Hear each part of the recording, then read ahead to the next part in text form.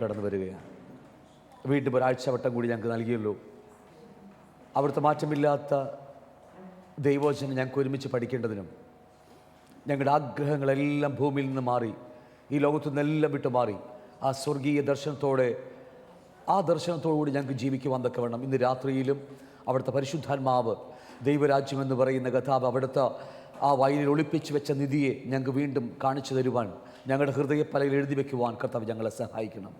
അവിടുത്തെ ആത്മാവിനല്ലാതെ ഞങ്ങൾക്ക് സാധ്യമല്ല എന്നൊരു വട്ടം കൂടി ഞങ്ങൾ ഏറ്റുപറയുകയാണ്. അവിടുത്തെ കൃപ തന്നാൽ മാത്രമേ ഞങ്ങൾക്ക് അവിടുത്തെ വചനങ്ങളെ ഗ്രഹിക്കുവാനും പഠിക്കുവാനും കഴിയുള്ളൂ എന്ന് കർത്താവ് ഞങ്ങൾ ഒരു വട്ടം കൂടി ഞങ്ങൾ താഴ്മയോടെ അവിടുത്തെ മുമ്പിലേക്ക് ഏറ്റുപറയുന്നു. കർത്താവ് ഇന്ന് ഈ വൈകുന്നേര സമയം എല്ലാവരെയും യേശുവിന്റെ നാമത്തിൽ അനുഗ്രഹിക്കുകയാണ്. കർത്താവ് ഇത്രമാത്രം തിരക്കും ഭാരത്തിനിടയിൽ ഓടി വന്ന കർത്താവെ അവിടുത്തെ മാറ്റമില്ലാത്ത വചനം പഠിച്ച് കർത്താവെ ആ ദർശനത്തോടു കൂടി ഞങ്ങളുടെ ഈ ലോകജീവിതം കർത്താവെ അവിടുത്തെ പ്രസാദകരമായി തീർന്ന് ഞങ്ങൾ കാത്തിരിക്കുന്ന ഞങ്ങൾ പ്രത്യാശ വെച്ചിരിക്കുന്ന ആ ദൈവരാജ്യത്തിലേക്ക് കടക്കുവാൻ ആ സ്വർഗീയ ഭവനത്തിലേക്ക് കടക്കുവാൻ ആ യേശുവിനെ പോലെ ആയിത്തീരുവാൻ കർത്താവ് വീണ്ടും ഇന്ന് രാത്രി ഞങ്ങളെ പണിയാൻ പോകുന്ന കൃപക്കായി സ്തോത്രം ചെയ്യുന്നു. അവിടുന്ന് പറഞ്ഞതുപോലെ സകല പരിജ്ഞാനത്തിന് വളർന്നു വരുവാൻ അവിടുന്ന് ആഗ്രഹിക്കുന്നത് പോലെ ഇന്ന് രാത്രിയിൽ കേൾക്കുന്ന വചനങ്ങളെല്ലാം അങ്ങയുടെ പരിജ്ഞാന പൂർത്തിയിലേക്ക് ആ ക്രിസ്തുവിനെ കുറിച്ചുള്ള അവിടുത്തെ ഹിതത്തെക്കുറിച്ചുള്ള പരിജ്ഞാന പൂർത്തിയിലേക്ക് വളർന്നു വരുവാൻ ഇന്ന് രാത്രി ഞങ്ങളെ സഹായിക്കണമെന്ന് പ്രാർത്ഥിക്കുന്നു. വഴിയാത്രയിലായിരിക്കുന്ന ഞങ്ങളുടെ സഹോദരന്മാരെല്ലാവരെയും വേഗത്തിൽ കൂട്ടിവരുത്തുവാൻ ഞങ്ങൾക്ക് ഒരുമിച്ച് അവിടുത്തെ മാറ്റമില്ലാത്ത വചനം പഠിക്കേണ്ടതിന് ഞങ്ങൾ അങ്ങനെ ഏൽപ്പിക്കുകയാണ്. കർത്താവെ ഇവിടെ വന്ന എല്ലാവരെയും യേശുവിന്റെ നാമത്തിൽ അനുഗ്രഹിക്കുന്നു. എല്ലാ ഹൃദയങ്ങളും ശാന്തമായി തീരട്ടെ. എല്ലാ ഭാരങ്ങളും ക്ഷീണങ്ങളും പകലിൽ എല്ലാ ജോലി ഭാരത്തോളല്ല കർത്താവ് എല്ലാ ക്ഷീണങ്ങൾ മാറി കർത്താവ് ആത്മാവിൻ്റെ എരിവോടെ നിൽപ്പാൻ കർത്താവ് എല്ലാവരെയും സഹായിക്കുന്ന കൃപക്കായി സ്തോത്രം ചെയ്യുന്നു. ഏൽപ്പിക്കുന്നു യേശുവിന്റെ നാമത്തിൽ. ആമേൻ ആമേൻ ആമേൻ. നാം പഠിച്ചുകൊണ്ടിരിക്കുന്ന വിഷയം ദൈവരാജ്യമാണ്. ആ ദൈവരാജ്യത്തിൽ രണ്ട് കാര്യങ്ങളാണ് പഠിച്ചുകൊണ്ടിരിക്കുന്നത്. ഒന്ന്, ദൈവരാജ്യത്തിനകത്ത് ഒരു ഹെവൻലി ഫാമിലിയുണ്ട്, ഒരു സ്വർഗീയ കുടുംബമുണ്ട്. രണ്ട്, ഒരു ഗവൺമെൻറ് ഉണ്ടെന്ന് നമ്മൾ പഠിച്ചുകൊണ്ടിരിക്കുകയായിരുന്നു. ആ ഗവൺമെൻറ്റിൽ നമുക്ക് എന്ത് ലഭിക്കുമെന്നും കൂടിയാണ് നമ്മൾ കഴിഞ്ഞ ആഴ്ചകളേറെയായി ഈ നമുക്ക് ആ ദൈവരാജ്യത്തിനകത്ത് ഒരു ഗവൺമെൻറ്റിനകത്ത് നമുക്ക് എന്ത് ലഭിക്കുമെന്നാണ് നമ്മൾ കഴിഞ്ഞ ആഴ്ചകൾ ഏറെയായി പഠിച്ചുകൊണ്ടിരിക്കുന്ന വിഷയം. അതിനകത്താണ് എനിക്ക് വാഴ്ചകളും അധികാരങ്ങളൊക്കെ ദൈവം തരാൻ പോകുന്നത്, അല്ലേ? ഓർമ്മയുണ്ടോ നിങ്ങൾക്ക്? വാഴ്ചകൾ അധികാരം ദൈവം നമുക്ക് തരാൻ പോകുന്നത് അവിടെയാണ്.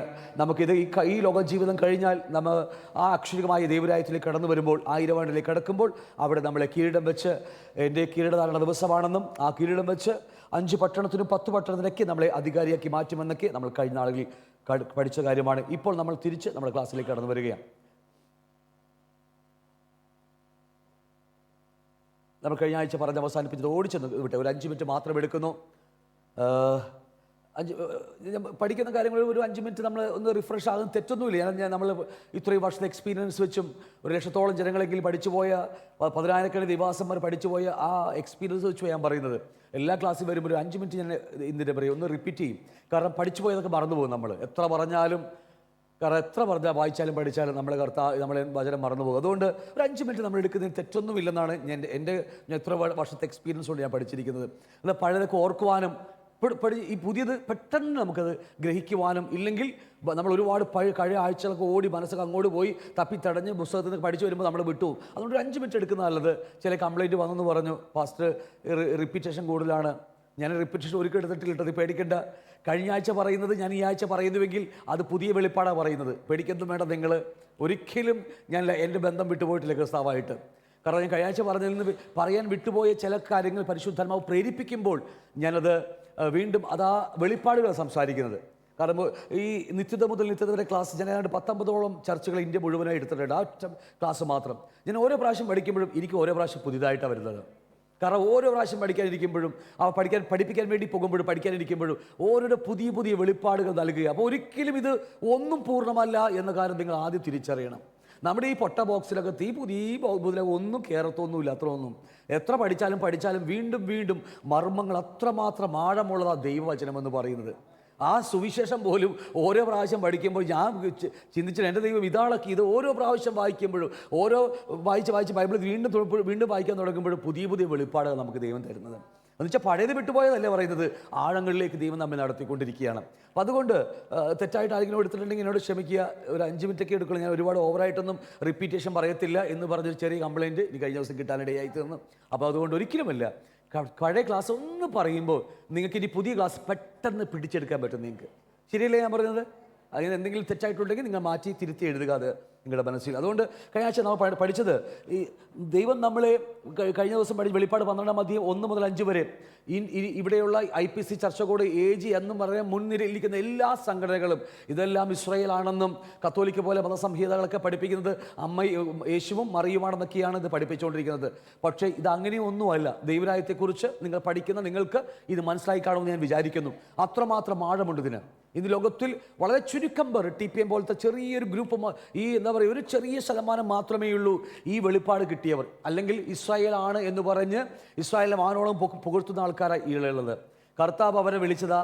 അവർ മനഃപൂർവ്വം തള്ളിക്കളഞ്ഞ് ലോകജാതികളുടെ ആചാരങ്ങൾ കണ്ടുപഠിച്ച് അവരെ പുറകെ പോയി. അതുകൊണ്ടാണ് ദൈവം സഭ എന്ന് പറയുന്ന ഒരു പുതിയൊരു എന്താ പറയുക ഒരു ക്രമീകരണം പുതിയ നിയമസഭയിലേക്ക് കടന്നു യേശുക്രിസ്തുവിലൂടെ ദൈവം വാർത്തെടുത്തത്.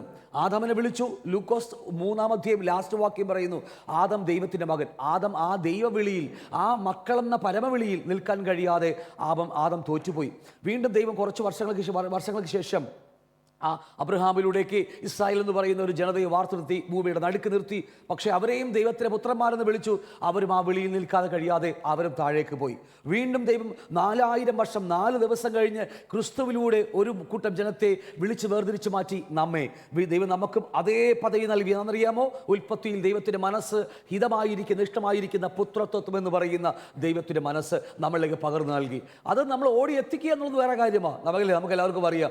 ജയാളികളാകുന്നത് വേറെ കാര്യമാണ്. അതുകൊണ്ട് 80% ദൈവകുഞ്ഞുങ്ങളും നരകത്തിലേക്കെന്ന് പറയുന്നത് വെറുതെ പറഞ്ഞതല്ല. എത്രയോ ഭക്തന്മാരാ തോറ്റു പോകുന്നതറിയാമോ? പാപത്ത് ജയിക്കാൻ കഴിയാതെ വേണം ദേ താഴെ പോകുന്നു നമ്മൾ, അല്ലേ? മറ്റുള്ളവർ ഓടുന്നതനുസരിച്ച് എനിക്ക് ഓടാൻ കഴിയുന്നില്ല. കാരണം മറ്റൊന്നും നമ്മളകത്ത് ലോകമോഹങ്ങൾ കിടക്കുന്നതുകൊണ്ടാണ്, ജഡയിച്ചകൾ കിടക്കുന്നതുകൊണ്ടാണ്. അപ്പോൾ നമ്മൾ ഓടി എത്താൻ കഴിയാതെ വരുമ്പോൾ നമ്മൾ പിന്നെ പുറകോട്ട് പിറുപിറുത്ത് അവരെ കുറ്റം പറഞ്ഞ് നമ്മൾ പുറകിലേക്ക് മാറ്റപ്പെട്ടു പോകും. ഇതൊക്കെ ഈ ആത്മീയകുളത്തിലുണ്ട്. ഓടി എത്തിക്കുക എന്നുള്ളത് ഒരു വല്ലാത്തൊരു എന്താ പറയുക ഒരു ടാസ്ക്കാണ് നമ്മുടെ ജീവിതത്തിൽ. കുഴപ്പമില്ല വാക്ക് ഉപയോഗിച്ചാൽ പിള്ളേരുടെ വാക്കാണ് ടാസ്ക് എന്നൊക്കെ പറയുന്നത്. അതുകൊണ്ട് ഒരു വലിയ അതാത്മാവിൽ മാത്രമേ നമുക്കത് എത്തിപ്പെടാൻ കഴിയത്തുള്ളൂ എന്ന കാര്യം മറന്നു പോകരുത്. കഴിഞ്ഞ ആഴ്ചയിൽ ഞാൻ പറഞ്ഞു തുടങ്ങിയതാണ്, എനിക്ക് ക്ലാസ് ഒന്നും പൂർത്തിയാക്കാൻ പറ്റുന്നില്ല. അത് ദൈവകൃപയിൽ മാത്രമേ നമുക്കത് പൂർത്തിയാക്കാൻ കഴിയുള്ളൂ. ഈ മാൻ ചൈൽഡ്, കുട്ടിയല്ല, ബേബി ബോയ് അല്ല, അല്ലേ, ഗേൾ ബോയ് അല്ല, മാൻ ചൈൽഡ്, പുരുഷത്വം പ്രാപിച്ച യേശുവിൻ്റെ ആ 33.5 വയസ്സെന്നൊക്കെ പറഞ്ഞാൽ തികഞ്ഞ പുരുഷത്വം. എന്താ പുരുഷത്വം എന്ന് പറയുന്നത്? അപ്പനെക്കുറിച്ച്, എന്നെ വിളിച്ച, എന്നെ ജനിപ്പിച്ച അപ്പനെക്കുറിച്ചും അപ്പൻ്റെ വകയെക്കുറിച്ചും അപ്പൻ്റെ വസ്തുവകകളെക്കുറിച്ചും അപ്പൻ്റെ ഇഷ്ടത്തെക്കുറിച്ചും ബിസിനസ്സെക്കുറിച്ചും എന്തുവാകട്ടെ ഞാൻ പറഞ്ഞു മാത്രമേ ഉള്ളൂ, സകലതും അറിയുന്നൊരു ദിവസമുണ്ട് നമ്മുടെ യേശുവിനെ പോലെ, അല്ലേ? അതുപോലെ നമ്മളും ആയിത്തീരണം. അതാണ് പുരുഷത്വം എന്ന് പറയുന്നത്. ഹല്ലേലൂയ. ആണത്തമല്ല. ആണത്തം നമുക്ക് ഇങ്ങനെയൊക്കെ പിരിച്ച് കാണിച്ചാൽ മതി. നമുക്ക് ഒന്നും ഇല്ലല്ലോ, അപ്പോൾ അല്ലേ, പിരിച്ച് കാണിച്ചാൽ മതി. ആണത്തമാണ്. ആണത്തം എന്നൊക്കെ പറയുന്നത് രണ്ട് ചീത്ത ആരെങ്കിലും വിളിച്ചാൽ നമ്മൾ 2 ചീത്ത അങ്ങോട്ട് വിളിക്കും. അത് പേടിയുള്ളത് കൊണ്ടാണ് ആണത്തം കാണിക്കുന്നത്, അല്ലേ? ഒരു വിഷയം വരുമ്പോൾ അതിനെ മൗനമായിട്ട് സഹിക്കാൻ കഴിയുന്നുവെങ്കിൽ അത് ആണത്തമല്ല, അതാ യഥാർത്ഥമായ പുരുഷത്വം. 2 ചീത്ത വിളിക്കുന്നത് ആണത്തമായിരിക്കാം, അല്ലേ? അത് സത്യം പറഞ്ഞ ബലഹീനന്മാരായ ആൾക്കാരാണ് അങ്ങനെയൊക്കെ തിരിച്ചു പറയുന്നത്. 2 പറഞ്ഞാൽ ഒരു 10 തിരിച്ചു പറയുന്നത് ബലഹീനന്മാരാ. അവർക്ക് പിടിച്ചു നിൽക്കാൻ കഴിയാതെ വരുമ്പോൾ അവർ പൊട്ടിത്തെറിക്കുക. അവർ സ്വയത്തിൽ നിന്ന് അവരുടെ മനസ്സ് അവരെ കൈവിട്ടു പോകുകയാണ്. നമ്മൾ ഡെലിവറൻസ് ക്ലാസ്സിലേക്ക് വന്നാൽ ആഴമായി പഠിക്കാം. എന്നാൽ പുരുഷത്വം അതല്ല. പുരുഷത്വം ആ ക്രിസ്തുവിൻ്റെ എല്ലാം അറിഞ്ഞ് അവനെപ്പോലെ ജീവിക്കാൻ തുടങ്ങുക നമുക്ക്. അതുകൊണ്ട് ഈ പുരുഷത്വം പ്രാപിച്ച ഒരു കൂട്ടം ജനങ്ങളാണ് ഇന്ന് ഈ ആത്മീയ സഭക്കകത്തുള്ളത്. സഭ 2 ഉണ്ട്. നമ്മുടെ സഭയെക്കുറിച്ചൊക്കെ ക്ലാസ് തുടങ്ങിയിട്ട്, നമ്മുടെ ക്ലാസ്സൊന്നും ബൈബിൾ ക്ലാസ് തുടങ്ങിയിട്ട് പോലും ഇല്ല. നമ്മൾ ഈ അത്രയും വർഷങ്ങൾ 2 വർഷത്തോളം ഇൻട്രൊഡക്ഷൻ മാത്രമേ നൽകിയിട്ടുള്ളൂ. ഞാൻ പറഞ്ഞത് ഇന്ന് സഭക്കകത്ത് ആ ഒരു ചെറിയ കൂട്ടം, ഈ പുരുഷത്വം പ്രാപിച്ചിരിക്കുന്ന ഒരു ചെറിയ കൂട്ടം ആൾക്കാർ വളർന്നു വന്നിരിക്കുക ആത്മാവിൻ്റെ ശക്തിയോടെ. ഹല്ലേലൂയ. അവരെയാണ് ദൈവസഭയ്ക്ക് ഗുണമുള്ളത്. മറന്നു പോകരുത്. അതുകൊണ്ട് തോറ്റുപോകുന്ന കൂട്ടത്തിലല്ല നമ്മൾ, ജയിച്ച് ജയാളികളാകുന്ന കൂട്ടത്തിലാണ് നമ്മളുള്ളത്. അതുകൊണ്ട് വെളിപ്പാട് ദിവസം 21:7 പറയുന്നു, ജയിക്കുന്നവൻ ഇത്, അല്ലേ? ഏതാ? ഈ കാണുന്നത്, അല്ലേ? ഇത് പുത്രത്വം എന്ന് പറയുന്ന, അല്ലെ പുത്രിപുത്രന്മാർ എന്ന് പറയുന്ന ഇത് അവകാശമാക്കുന്നു. നമുക്കറിയാം, സ്വർഗത്തിൽ വലിയ അടയാളം കാണാറായി. സൂര്യൻ അണിഞ്ഞൊരു സ്ത്രീ, 1, അവളുടെ കാൽ കീഴിൽ ചന്ദ്രൻ, അവളുടെ തലയിൽ 12 നക്ഷത്രം, അവൾ ഗർഭിണിയായി നോവ് കിട്ടി. സ്വർഗത്തിൽ മറ്റൊരു അടയാളം കാണാറായി, 7 തലയിൽ 10 കൊമ്പും തലയിൽ 7 രാജമുടിയുമായി തീ നിറമുള്ള ഒരു മഹാസർപ്പം അതിൻ്റെ വാൽ ആകാശ നക്ഷത്രങ്ങളിൽ 3-1 വലിച്ചുകൂട്ടി ഭൂമിയിലേക്ക് എറിഞ്ഞു കളഞ്ഞു. എന്നിട്ട് താഴെ 5-ാം വാക്യം പറയുക, അവൾ സകല ജാതികളെയും ഇരുമ്പുകൾ കൊണ്ട് മേയ്പ്പാനുള്ള ആൺകുട്ടിയെ പ്രസവിച്ചു. കുട്ടി ദൈവത്തിനടുക്കിലേക്ക് അവൻ്റെ സിംഹാസനത്തിലേക്കും ഞൊടിയിടയിൽ പെട്ടെന്ന് എടുക്കപ്പെട്ടു. ഈ കൂട്ടരാരാ? ഇസ്രായേൽ ഒന്നുമല്ല, ഇത് യേശുവല്ല, ഇത് ജയാളികളായ സഭ എന്ന് പറയുന്ന സ്ത്രീ പ്രസവിക്കുമ്പോൾ ഈ കാണുന്ന സഭക്കകത്ത് ജഡികനുണ്ട്, ആത്മീയനുണ്ട്, അല്ലേ? പ്രാകൃത മനുഷ്യനിപ്പൊക്കെ ഇഷ്ടം പോലെ ഉണ്ട്. അപ്പം തിന്നാൻ വേണ്ടി വരുന്ന പ്രാകൃത മനുഷ്യന്മാരും സഭക്കകത്തുണ്ട്. രക്ഷിക്കപ്പെട്ടുവെന്ന് പിശാച് കബളിപ്പിച്ച് മനസ്സ് കബളിപ്പിച്ചിരിക്കുന്ന ഒട്ടനവധി ആൾക്കാർ സഭക്കകത്തുണ്ടെന്ന്. അത് ഭയാനകമായ കാര്യമാണ്. സഭ ഇന്ന് അത്രമാത്രം അധപ്പതിച്ചു, സഭയിലെ ലീഡർഷിപ്പ് അത്രമാത്രം അധപ്പതിച്ചു പോകുന്നതുകൊണ്ടാണ്. ഞാൻ പറഞ്ഞ മനസ്സിലാവുന്നുണ്ടോ? കാരണം രക്ഷിക്കപ്പെട്ടതാണോ എന്ന് പലപ്പോഴും തിരിച്ചറിയാൻ കഴിയാതെ വണ്ണം സഭയിലെ മൂപ്പന്മാർ അല്ലെങ്കിൽ സഭ നിയന്ത്രിക്കുന്ന ആൾക്കാരൊക്കെ അല്ലെങ്കിൽ ഇടയന്മാരൊക്കെ അധപ്പതിച്ചു പോകുമ്പോഴാണ് ഇതുപോലെ എന്താ പറയുക, രക്ഷിക്കപ്പെടാത്ത ആൾക്കാർ സഭയിൽ വന്ന് കയറി വരുന്നതും അവർ രക്ഷിക്കപ്പെട്ടു എന്ന് പറഞ്ഞ് അവർ അവിടെ ഇരിക്കുന്നതും അതുകൊണ്ട് തലയ്ക്കുക. ഞാൻ പറഞ്ഞൊക്കെ മനസ്സിലാക്കാണെന്ന് വിചാരിക്കും നിങ്ങൾക്ക്. അപ്പം അതുകൊണ്ട് ആ ഇരുമ്പുകൾ കൊണ്ട് മേയ്ക്കാനുള്ള ഒരു ആൺകുട്ടിയാണ് സ്വർഗത്തിലേക്ക് ഞൊടിയുടെ കൊണ്ട് എടുക്കപ്പെടുന്നത്, അല്ലേ? അതുകൊണ്ട് സ്ത്രീ എന്ന് പറയുന്നത് സഭയാണെന്നും സഭയിൽ നിന്ന് ഒരു കൂട്ടം ജയാളികൾ ആ കർത്താവിൻ്റെ പ്രത്യക്ഷതയെങ്കിൽ അവൻ്റെ പ്രത്യക്ഷതയും നമ്മുടെ സമാഗമനമാകുമ്പോൾ ആ സ്ത്രീ എന്ന് പറയുന്ന സഭ പ്രസവിച്ച് അതിൽ നിന്നൊരു ജയാളികളായ കൂട്ടം, എല്ലാവരുമല്ല, കുറെ രക്ഷിക്കപ്പെട്ടവർ ജഡികന്മാരായി ജീവിക്കുന്നുണ്ട്. രക്ഷിക്കപ്പെട്ടിട്ടും ജഡികന്മാരായി ജഡത്തിൻ്റെ പുറകെ ജീവിക്കുന്നവരും ഇന്ന് ലോകത്തിലുണ്ട്. സഭക്കകത്ത് ഏറ്റവും അധികമായി സഭയിൽ കണ്ടുവരുന്ന ആൾക്കാരാണ് ജഡികന്മാർ. ഞാൻ പറഞ്ഞ മനസ്സിലാവുന്നുണ്ടോ? അതുകൊണ്ട് കർത്താവ് വന്നാൽ അവർ പോയാൽ പിന്നെ സ്വർഗമല്ല. സ്വർഗം ദൈവത്തിൻ്റെ കണ്ണിൽ നിർമ്മലമല്ലെന്ന് പറയുമ്പോൾ പിന്നെ സ്വർഗത്തിൻ്റെ റേഞ്ച് നമുക്കൊന്നും അല്ല, ദൈവത്തിൻ്റെ റേഞ്ച് പോലും നമുക്ക് എത്രമാത്രം ഉയരങ്ങളിലാണെന്ന് നമുക്ക് ചിന്തിക്കാൻ പോലും കഴിയത്തില്ല. അപ്പോൾ അതുകൊണ്ട് മറന്നു പോകരുത്. നമ്മൾ കഴിഞ്ഞ ദിവസം പഠിച്ചതാണ്, വിട്ടുപോകുന്നു. അതുകൊണ്ട് എങ്ങനെയുള്ള കൂട്ടരായി പോകുന്നത്? നമ്മൾ ആ വാക്ക് സംസാരിച്ചില്ല അന്ന്. 11-ാം വാക്യം എങ്ങനെയാ? 5-ാം വാക്യം പറയുന്നു, സകല ജാതികളെയും ഇരുമ്പുകൾ കൊണ്ട് 1000 ആണ്ട് മുതൽ നിത്യതയോളം നീണ്ടു കിടക്കുന്ന വാഴ്ചയാണ് ആ ജയാളികളായ കൂട്ടർക്കുള്ളതല്ലേ. അപ്പോൾ അവൾ ആൺകുട്ടിയെ പ്രസവിച്ചു. കുട്ടി ദൈവത്തിനടുക്കിലേക്കും അവൻ്റെ സിംഹാസനത്തിലേക്കും പെട്ടെന്ന് എടുക്കപ്പെട്ടു. അതുകൊണ്ടാണ് നമ്മൾ 7 സഭയ്ക്ക് ദൂതെഴുതുമ്പോൾ പറയുന്ന കാര്യമില്ലേ, ഞാൻ ജയിച്ച് പിതാവിൻ്റെ സിംഹാസനത്തിൽ അയക്കുന്ന പോലെ നിങ്ങളും ജയിച്ച് എൻ്റെ സിംഹാസനത്തിലേക്ക് വിളിക്കുക. ഞാൻ എപ്പോഴും പറയുന്ന കാര്യമാണ്. ഉൽപ്പത്തി പുസ്തകം 3:15 ഒന്ന് പറയാൻ പറ്റുമോ? ഉൽപ്പത്തി 3:15 മറക്കരുത് വചനങ്ങൾ. നിങ്ങൾ ഇങ്ങനെ ഞാൻ വീണ്ടും അവർ പറയുന്നത് ആരെ കൊച്ചാക്കാൻ വേണ്ടിയല്ല. എന്താ? സ്ത്രീയുടെ സന്തതി കറക്റ്റാ. സർപ്പത്തിന്റെ തലയെ തകർക്കുമെന്ന് പറയുന്ന കാര്യം ഓർക്കുന്നുണ്ടോ? സ്ത്രീയുടെ സന്തതി. അതുകൊണ്ട് അനേകരും ഈ സ്ത്രീയുടെ സന്തതി യേശുവായിട്ട് വ്യാഖ്യാനിക്കുന്നത്. എന്നാൽ ഞാനൊരു സത്യം വീണ്ടും ഞാൻ എപ്പോഴും പറയുന്ന കാര്യമാണ്, യേശുവിനെയും അവൻ്റെ ജയാളികളായ അവൻ്റെ വിശുദ്ധ മണവാട്ടിയെയും തമ്മിൽ വേർപിരിക്കാൻ കഴിയത്തില്ല. കാരണം തലയും ഉടലും തമ്മിൽ വേർപിരിക്കാൻ പറ്റുമോ എങ്കിലും ഓക്കെ, ഇത് ഒറ്റ സ്ട്രക്ചറാണത്, അല്ലേ? തലയും ഉടലും ശരീരം ഒറ്റ സ്ട്രക്ചറായിക്കുന്ന പോലെ ഉൽപ്പത്തി 3:15 പറയുന്ന എന്ത് കാര്യമാണ്? സ്ത്രീയുടെ സന്തതി സർപ്പത്തിൻ്റെ സാത്താനെ തല തകർക്കുമെന്ന് പറഞ്ഞാൽ അത് യേശു തന്നെയാണ്, നമുക്ക് എല്ലാവർക്കും അറിയാം. പക്ഷേ യേശു എവിടെയുണ്ടോ അതിൻ്റെ അടുക്കൽ അവൻ്റെ മണവാട്ടിയും കാണാൻ നാം പഠിച്ചേ മതിയാവൂ. ഓരോ താളുകൾ മറിക്കുമ്പോഴും ഉൽപ്പത്തി മുതൽ പുറപ്പാട്, സംഖ്യ, ലേവ്യ, ആവർത്തനം, അല്ലേ, യോശുവ എന്നൊക്കെ പറഞ്ഞിങ്ങനെ ഓരോ പുസ്തകങ്ങൾ മറിക്കുമ്പോഴും ഓരോ താളുകളെയും കാണുന്നത് യേശുവിനെ കുറിച്ചാണ്. നിങ്ങൾ വചനം വായിക്കുമ്പോൾ ആ ഓരോ താളിൽ ജയാളികളായ നിങ്ങളെയും അവിടെ കാണാൻ പഠിക്കണം. ഇല്ലെങ്കിൽ ഇന്ന് ഒരുപാട് ദുരുപദേശമൊന്നുമല്ല, പക്ഷേ ആ വെളിപ്പാടിൻ്റെ വ്യാഖ്യാനത്തിൻ്റെ പ്രശ്നമാണ്. ആരും തെറ്റുപഠിപ്പിക്കുമെന്ന് എനിക്ക് അറിയത്തില്ല, പക്ഷേ വെളിപ്പാടിൻ്റെ കുറവുകളാണ്. നമുക്കിത് അറിഞ്ഞാൽ മാത്രമേ നമുക്ക് ആ ജയാളിയിലേക്ക് വളരാൻ കഴിയത്തുള്ളൂ. ഇല്ലെങ്കിൽ ഇസ്രായേലല്ലേ, നമുക്ക് കുഴപ്പമില്ല, നമ്മൾ കർത്താവ് വരുമ്പോൾ നമ്മളെ കൊണ്ടുപോകുന്നു. വെറും ഭോഷത്വമായ ചിന്താഗതി മാത്രം. അത് എങ്ങനെയാണ് ഈ ജയാളികൾ, ഒരു സഭയിലെ ഒരു കൂട്ടം വിശ്വാസികൾ ജയാളികളാകുന്നതെന്ന് അറിയാമോ? ഈ 11-ാം വാക്യം താഴെ കാണാം, അല്ലേ? എന്താ 11-ാം വാക്യം? കഴിഞ്ഞ ചെയ്യുന്നത് പറയാൻ വിട്ടുപോയി. അവർ കുഞ്ഞാടിൻ്റെ രക്തം ഹേതുവായിട്ടും തങ്ങളുടെ സാക്ഷ്യ വചനം ഹേതുവായിട്ടും ജയിച്ചു. മരണപര്യന്തം തൻ്റെ പ്രാണനെ, തന്നെ, ഹൃദയത്തെ, മനസ്സിനെ അല്ലെങ്കിൽ പ്രാണനെ സ്നേഹിച്ചതുമില്ല. ആ ഒരു കൂട്ടര എങ്ങനെയാ? കുഞ്ഞാടിൻ്റെ രക്തം ഹേതുവായി, നമുക്ക് എല്ലാവർക്കും അറിയാം. 2, തങ്ങളുടെ സാക്ഷ്യവചനം ഹേതുവായിട്ടല്ലേ. സാക്ഷ്യവചനം വെറുതെ വാവുകൊണ്ട് പറയുകയല്ല, വചനം ജീവിതമായി മാറുന്നവർ, വചനം സാക്ഷ്യമായി മാറുന്നവർ. പ്രസംഗത്തിലൂടെ ഇല്ല, ജീവിതത്തിലൂടെ. വചനം 2 കാല് വെച്ച് 2 കൈയും കാലും 2 കണ്ണും 2 ചെവിയും മൂക്കൊക്കെ വെച്ച് വചനം 2000 വർഷങ്ങൾക്ക് മുമ്പ് ഭൂമിയിൽ നടന്നതുപോലെ അതേ വചനം നമ്മുടെ ജീവിതത്തിൽ അപ്ലൈ ചെയ്തിട്ട് ആ വചനം നമ്മളുടെ ജീവിതമായി മാറുന്നവർ. ഞാൻ പറഞ്ഞ മനസ്സിലായി കാണുമല്ലോ വിചാരിക്കുന്നല്ലേ? അങ്ങനെ അതിനുവേണ്ടി വചനം നൽകിയിരിക്കുന്നത്. ഇത് പ്രസംഗിക്കാനോ വലിയ വെളിപ്പാട് പിടിച്ച് എത്ര വലിയ ഞാനങ്ങ് പറഞ്ഞാലും സ്നേഹമില്ലെങ്കിൽ എല്ലാം പോയില്ലേ?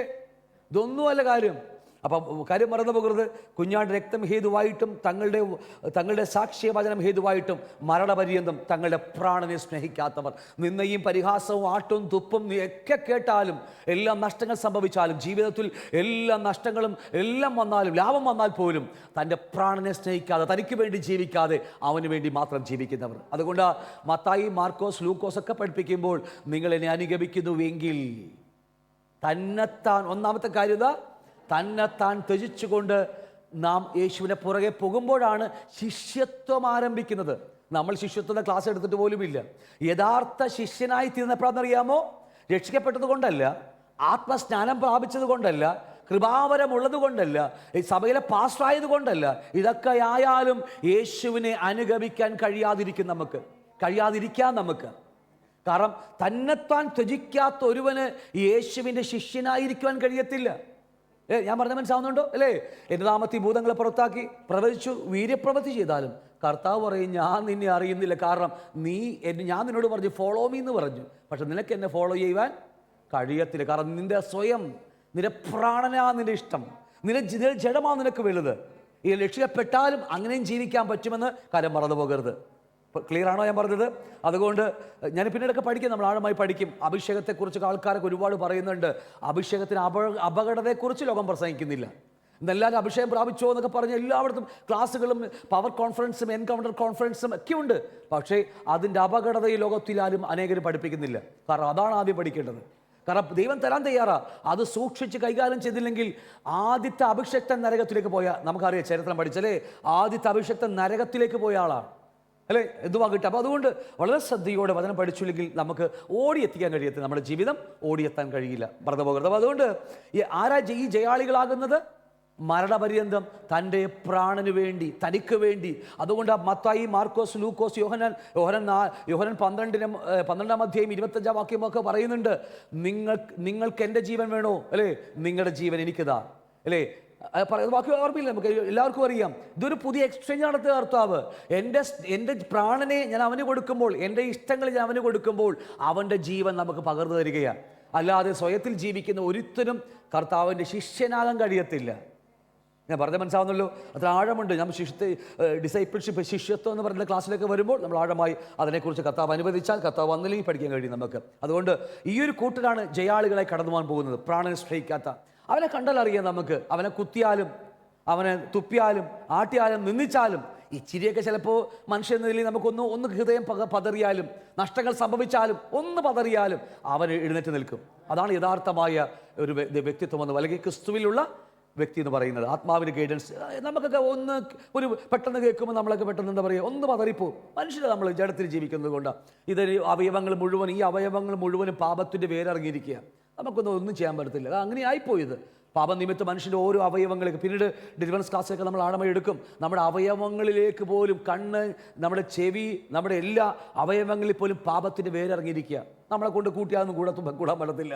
അപ്പോൾ അതിനുള്ള രക്ഷക്കുള്ള മാർഗ്ഗങ്ങൾ വേറെയുണ്ട്, നമ്മൾ മറന്നു പോകരുത്. അതുകൊണ്ട് മരണപര്യന്തം നമ്മളെ സ്നേഹിക്കാത്ത ഒരു ക്രിസ്ത്യ ജീവിതം നയിച്ചാൽ ഈ ജയാളികളായവരെ കൂട്ടത്തിൽ നമുക്ക് കാണാൻ കഴിയാം. അവൻ്റെ പ്രത്യക്ഷതയും നമ്മുടെ സമാഗമനവും കറക്റ്റായിട്ട് സംഭവിക്കും. ഇല്ലെങ്കിൽ നമ്മുടെ ഈ ദാനിയേൽ പറയുന്ന പോലെ നമ്മുടെ ഏപ്പ് ഇളകിപ്പോകും ആ സമയത്ത്. നമുക്ക് അപ്പോൾ നമ്മൾ പഠിച്ചതാണ് വിട്ടുപോകുന്നത്. ഓർപ്പിച്ചത് വീണ്ടും ഓർപ്പിച്ചത് അത്രക്കേറെ മർമ്മങ്ങൾ ഏറെയുള്ളതാണ്. ഇനിയും പറയാൻ പോയാൽ ഞാൻ ഇതിനെക്കുറിച്ച് വേണമെങ്കിൽ ഒരു 10 ദിവസം വേണമെങ്കിൽ ഇത് ക്ലാസ് എടുക്കും ഇതിനെക്കുറിച്ച്.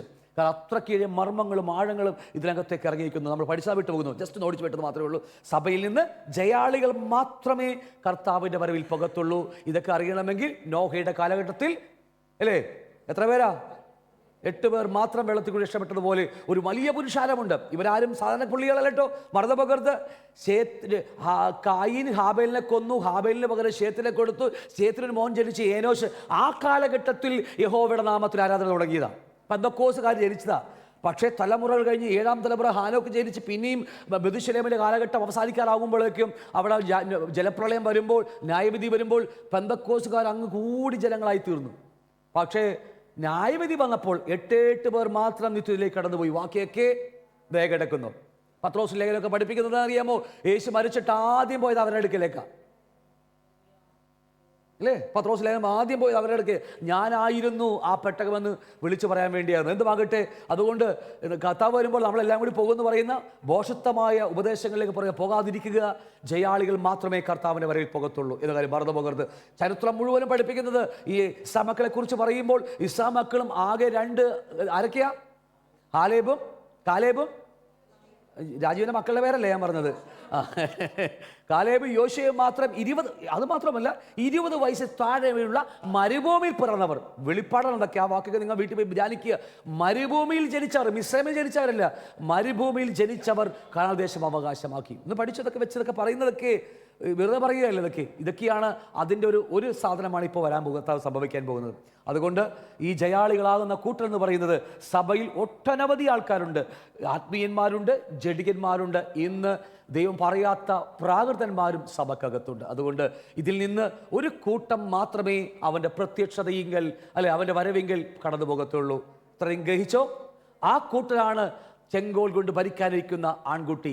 അത് ഓരോരുത്തർ നമ്മളായി തീരട്ടെ. ഞാനും പ്രാർത്ഥിക്കുന്നു, അതിനുവേണ്ടി അധ്വാനിക്കുന്നത്. 21 ദിവസം ഫാസ്റ്റിംഗ് പ്രയർ ഉണ്ട്. കഴിയുമെങ്കിൽ ഫാസ്റ്റിംഗ് ഇരിക്കുക. അടുത്ത ജാനുവരി 1-ാം തീയതി മുതൽ കർത്താവിന് വേണ്ടി ഒരു പവർഫുൾ ആയിട്ടൊരു ജീവിതം, ആത്മാവിൻ്റെ ഗൈഡൻസ്, വെളിപ്പാടുകൾ കിട്ടിക്കൊണ്ട് ഓരോ ദിവസം ജീവിക്കുന്ന ഒരു ജീവിതം നമുക്കുണ്ടാകും. എത്ര വലിയ പരാജയങ്ങൾ സംഭവിച്ചാൽ, എത്ര വലിയ നമുക്ക് പുറകിൽ ഒരുപാട് നമുക്ക് താങ്ങാൻ കഴിയാത്ത എത്ര വലിയ പാപത്തിൻ്റെ പ്രവൃത്തി നമ്മുടെ ജീവിതത്തിൽ സംഭവിച്ചു പോയാലും, രക്താംബരം പോലെ കടും ചുവപ്പാണെങ്കിലും കർത്താവ് 21 ദിവസം നമ്മളെ ഹിമം പോലെ വെളുപ്പിച്ചെടുക്കും.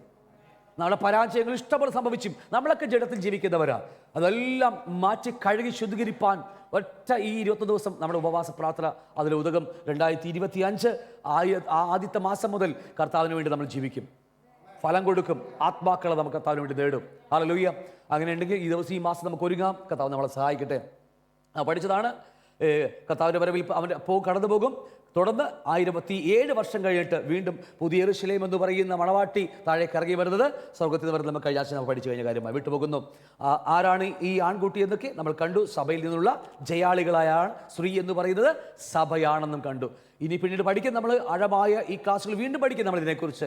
ഈ സ്ത്രീ 3.5 വർഷക്കാലം, ഒരു കാലം, ഇരുകാലം, അരക്കാലം എന്ന് പറയുന്ന 3.5 വർഷക്കാലം, 42 മാസം ഇവൾ മരുഭൂമിയിലേക്ക് ഓടിപ്പോകും. ഈ 42 മാസം ഏതൊക്കെയാണെന്നുള്ള ക്ലാസ്സുകളൊക്കെ നമ്മൾ ദൈവരായത്തിൻ്റെ ക്ലാസ്സിലോ അല്ലെങ്കിൽ വേറെ ക്ലാസ്സിലൊക്കെ ആകുമ്പോൾ നമ്മൾ ആഴമായി പഠിക്കുമ്പോൾ ഇത്രയും കൂടി നിങ്ങൾക്ക് അതിനെക്കുറിച്ച് മർമ്മങ്ങൾ മനസ്സിലാവും. ഞാൻ പറഞ്ഞത് മനസ്സിലാവുന്നുണ്ടോ? ഒന്നും അറിയാത്തത് നിൽക്കുന്നതല്ല, എല്ലാം അറിഞ്ഞുകൊണ്ട് നിൽക്കുന്നത്, പലതും പറയാൻ കഴിയാതിരിക്കുന്നത്, പലതും വായിൽ സിബിടുന്നത് ഭയമുള്ളത് കൊണ്ട് തന്നെയാണ്. കർത്താവ് നിങ്ങളെ സഹായിക്കട്ടെ. നിങ്ങൾ വളർന്നാൽ നമുക്കെല്ലാം പറയാൻ കഴിയും. ഇല്ലെങ്കിൽ എനിക്ക് അകത്ത് ആത്മാവിന് ഗൈഡൻസ് കിട്ടത്തില്ല. അതുകൊണ്ടാണ്. എന്തുമാകട്ടെ, കർത്താവ് നമ്മൾ പഠിച്ചു കഴിഞ്ഞ കാര്യമാണ്.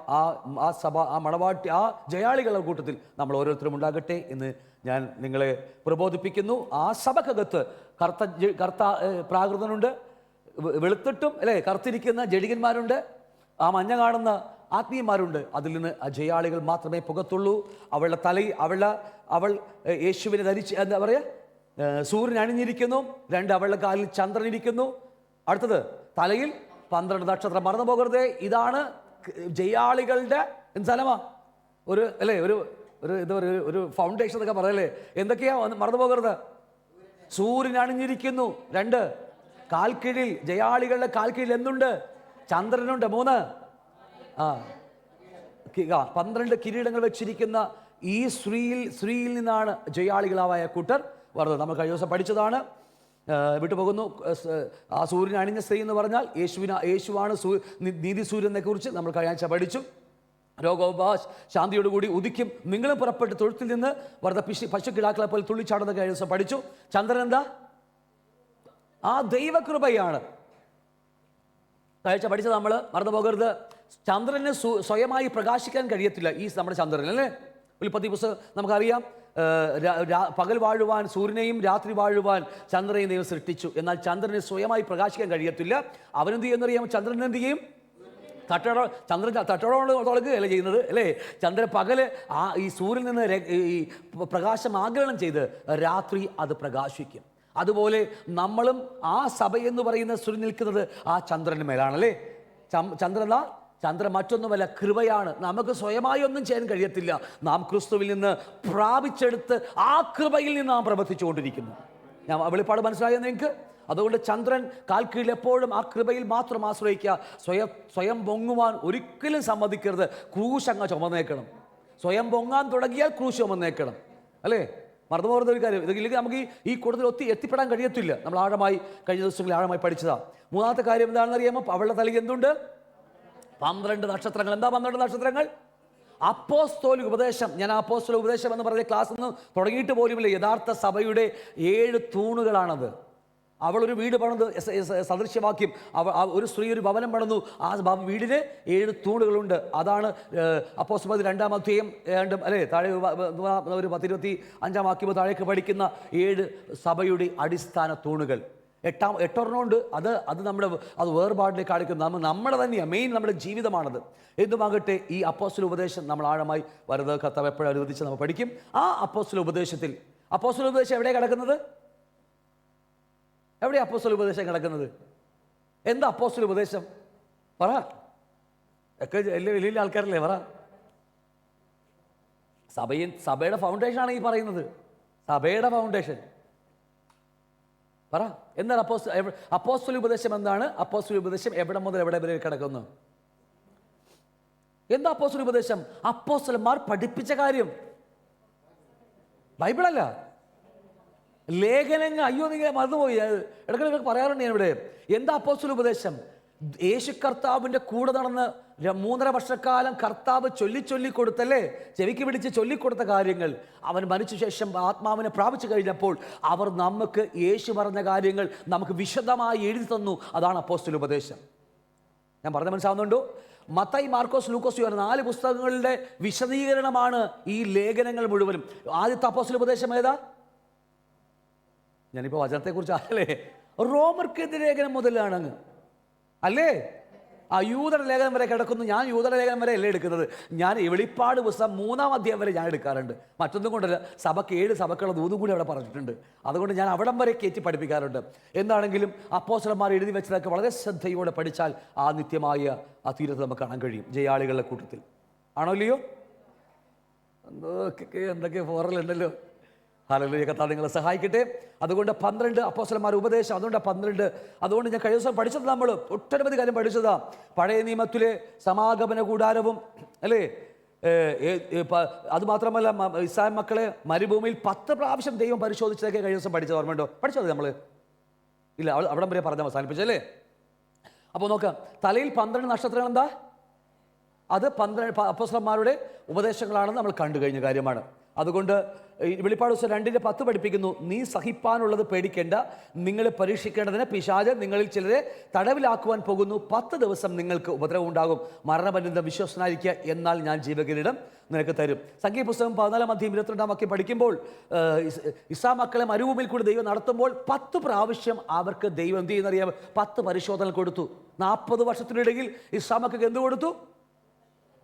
ഇത് ഒരുപാട് മർമ്മങ്ങളുണ്ട്. ഞാൻ ഒന്ന് ജസ്റ്റ് എന്താ പറയുക, ഒരു നുള്ളു തൊട്ടു പോവുക. ഏതൊക്കെ? ഇസ്രായേൽ മക്കളെ മരുഭൂമിയിൽ 10 പരിശോധന കൊടുത്തു. മോശക്ക് ഒരു ടെസ്റ്റേ കൊടുത്തുള്ളൂ, അല്ലേ? മോശ തോറ്റുപോയി. ഇവർക്ക് 10 ടെസ്റ്റ് കൊടുത്തു. ഇവർക്ക് 10ലും ഇവർ തോറ്റുപോയ കാര്യം ചരിത്രം നമുക്കറിയാം. ഈ 10 ടെസ്റ്റ് അല്പനേരത്തേക്ക് മാത്രമുള്ളത്. അതുകൊണ്ട് സഭയോട് പറയുമ്പോൾ നീ എന്താ പറയുക? നിനക്ക് 10 ദിവസം ഉപദ്രവമുണ്ടാകും, നീ മരണപര്യന്തം വിശ്വസ്തനായിരിക്കുക. നമ്മുടെ ജീവിതത്തിൽ ചെറിയ കാലപരിധിയേ ഉള്ളൂ പരിശോധന. അത് കഴിയുമ്പോൾ ഒരു കാലദേശം നമുക്കുണ്ട്.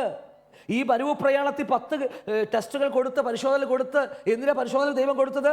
നമ്മൾ കഴിഞ്ഞ ദിവസം ചിന്തിച്ചോന്ന് എനിക്കറിയത്തില്ല. ദൈവം പറയുക ആവർത്തന പുസ്തകത്തിൽ, നിന്റെ ദൈവമായ യഹോവ നിന്നെ താഴ്ത്തുവാനും തൻ്റെ കൽപ്പനകൾ പ്രമാണിക്കുമോ ഇല്ലയോ എന്ന് നിന്നെ പരീക്ഷിച്ച് നിന്റെ ഹൃദയത്തിൽ ഇരിക്കുന്നത് അറിയുവാനുമായി നിന്നെ ഈ 40 സംവത്സരം മരുഭൂമിയിൽ നടത്തിയ വിധമൊക്കെയും നീ ഓർക്കണം. നമ്മുടെ ജീവിതത്തിലേക്ക് ടെസ്റ്റുകൾ, പരിശോധന ദൈവം എന്തിനാ തരുന്നത്? കഷ്ടമാകട്ടെ, ദുഃഖമാകട്ടെ, നന്മകൾ തന്നിട്ടാകട്ടെ, എന്തിനാ തരുന്നത്? പരിശോധനകൾ. അതല്ല, നമ്മുടെ ഹൃദയം മാറിപ്പോകുമോ, ആ നിത്യതയിൽ നിന്ന് നമ്മുടെ ചിന്ത മാറിപ്പോകുമോ എന്നറിയാൻ വേണ്ടിയാ. 5-ാം വാക്യം പറയുന്നു, ഒരു മനുഷ്യൻ തൻ്റെ മകനെ ശിക്ഷിച്ച് വളർത്തുന്നത് പോലെ നിന്റെ ദൈവമായ യഹോവ നിന്നെ ശിക്ഷിച്ച് വളർത്തുന്നുവെന്ന് നീ മനസ്സിൽ ധ്യാനിച്ചോളണം.